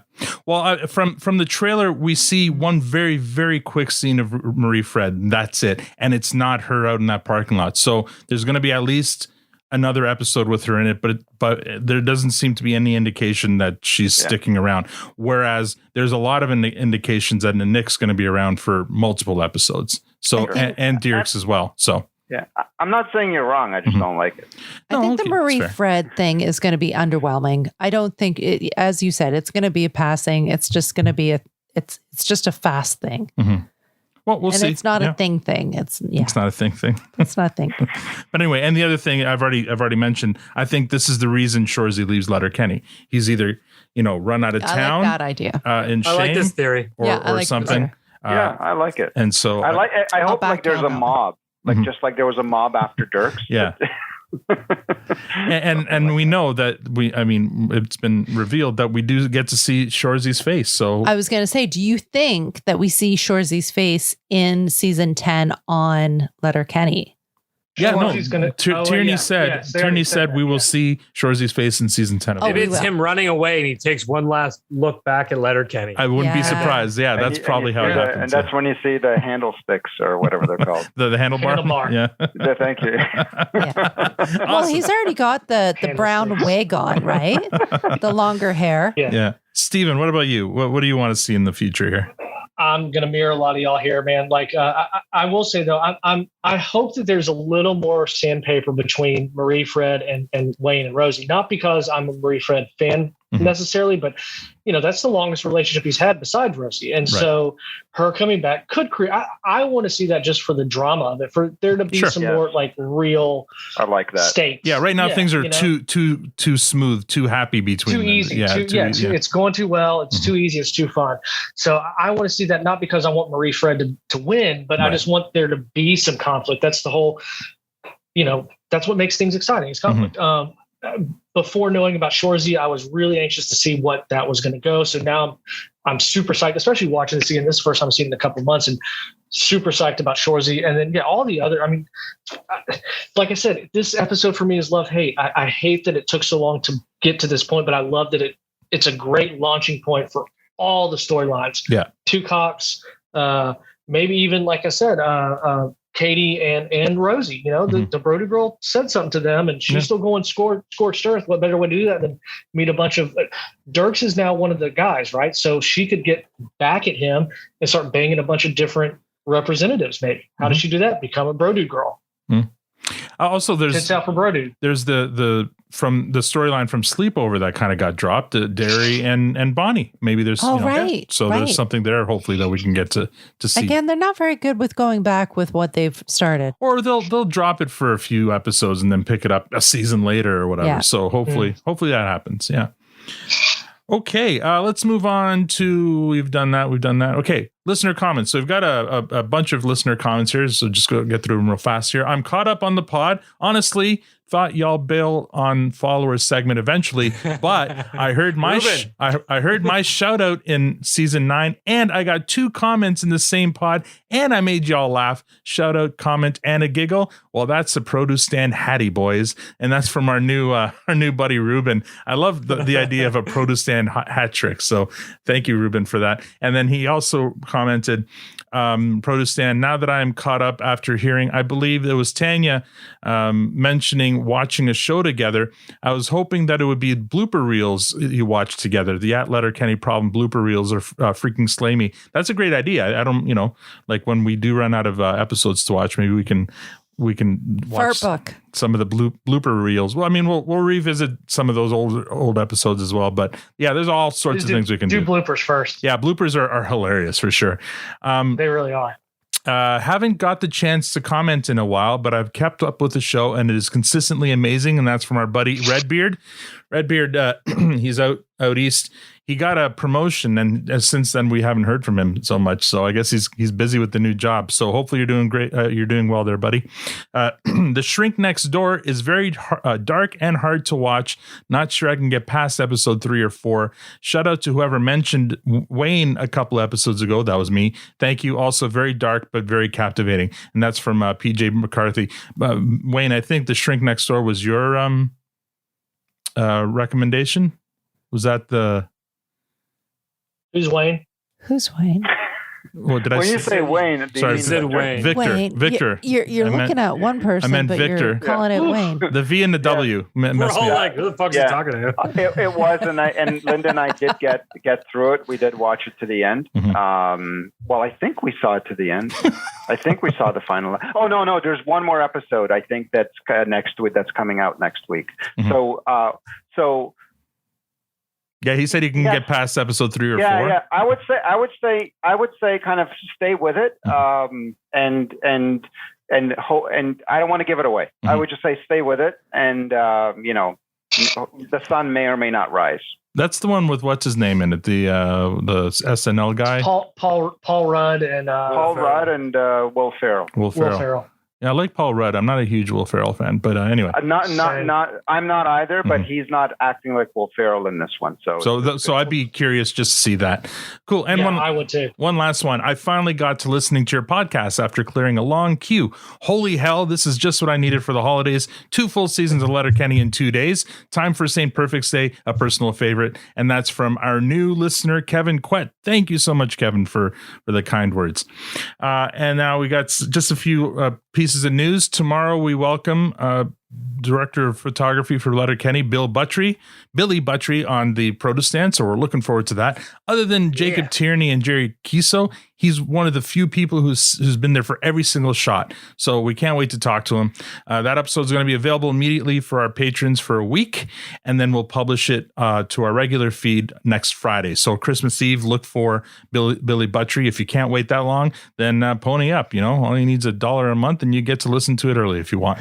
It looks as if shooting for the inaugural season of Shoresy is just wrapped up. Danny Ellis posted about it on Twitter, and Billy also told me that he'd be done the show and back in Toronto tomorrow for his interview with us. So that's confirmation that that's done. And yeah, that's all the news I have. And it's been, so that's, we move on to final comments now. Victor, not Wayne, your final comments. Thank you. Good job. Yeah, I mean, what can I say? Stephen, you're a beaut. I look forward to these moments and palate cleansing episodes that we share together. I love it. And you know what? I love the order today too, right? Because I get to start, and then we get to listen to a bunch of sludge, and then you get to palate cleanse everything at the end. So then we can have a fresh start again. So it really worked out beautifully for this one. I appreciate that about you, and Al, I appreciate that about you as well. So good on you. Let me make an adjustment to that. You get to start, and then we get a chance to tell you why you're wrong. Yeah. Well, that's okay. It didn't work that way today, so it all worked out. All right, Tanya.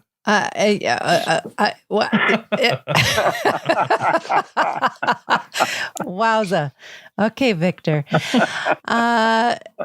Stephen, thank you so much. It's always a pleasure to see you, to speak, to hear your insight. I love it. Always looking forward to it. Victor, interesting as always. I don't even know what to say to all of that, but okay. Matt, you're the man. Calm down in your driving. Learn to fucking drive. And it's fun as always. Thank you so much, guys. All right, Matt. Yeah, I'll go on with that. Siffle, great seeing you, buddy. I love that you came out. Siffle. So much fun.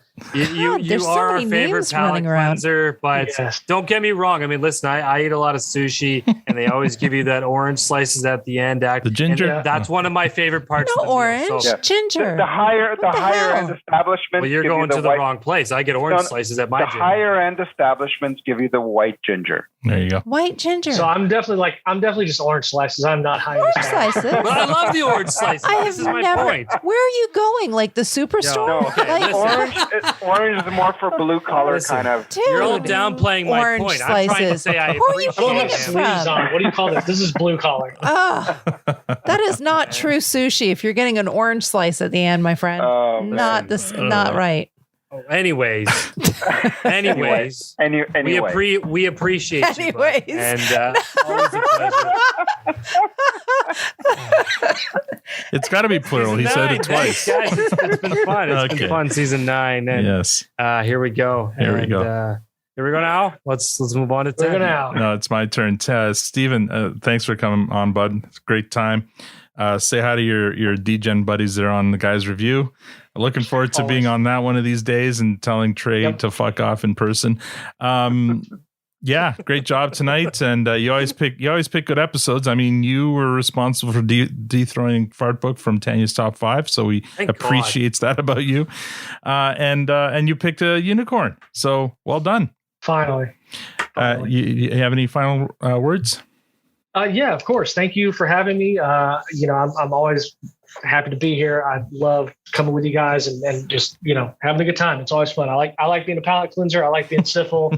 I like being anything, whatever makes you guys happy. That's what I'm here for. And I really enjoy it. I like joking around, and it's just fun, man. It's a fun Thursday night. You can't beat it. And just thanks for having me. I look forward to being on again. If not for season 10, maybe I can grab a Shoresy episode. Yeah. So by the way, all season 10 episodes have been called for by new patrons. Like we had 6 new episodes, 6 new patrons. So fortunately and unfortunately, we're going to hear 6 new voices over the next season. For the record, I am a patron. I was not assigned an episode.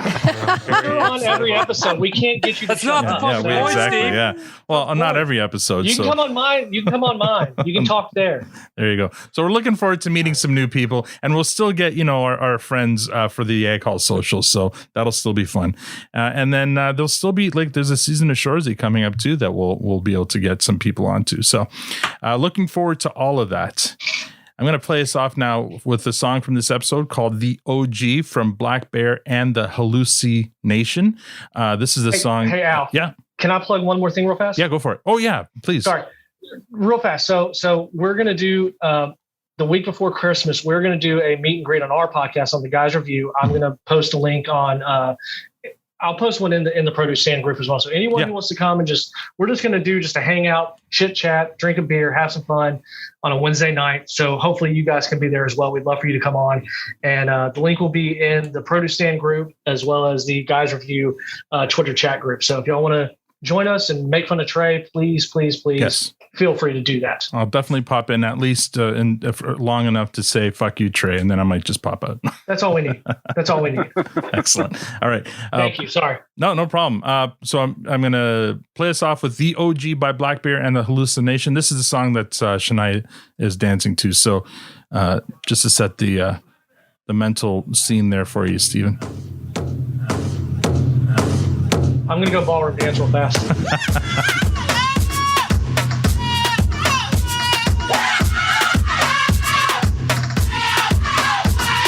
And that's all we have for this episode. Next week, we will host a special holiday Ag Hall social. Yes, that's right. Next week, we will not do a season recap.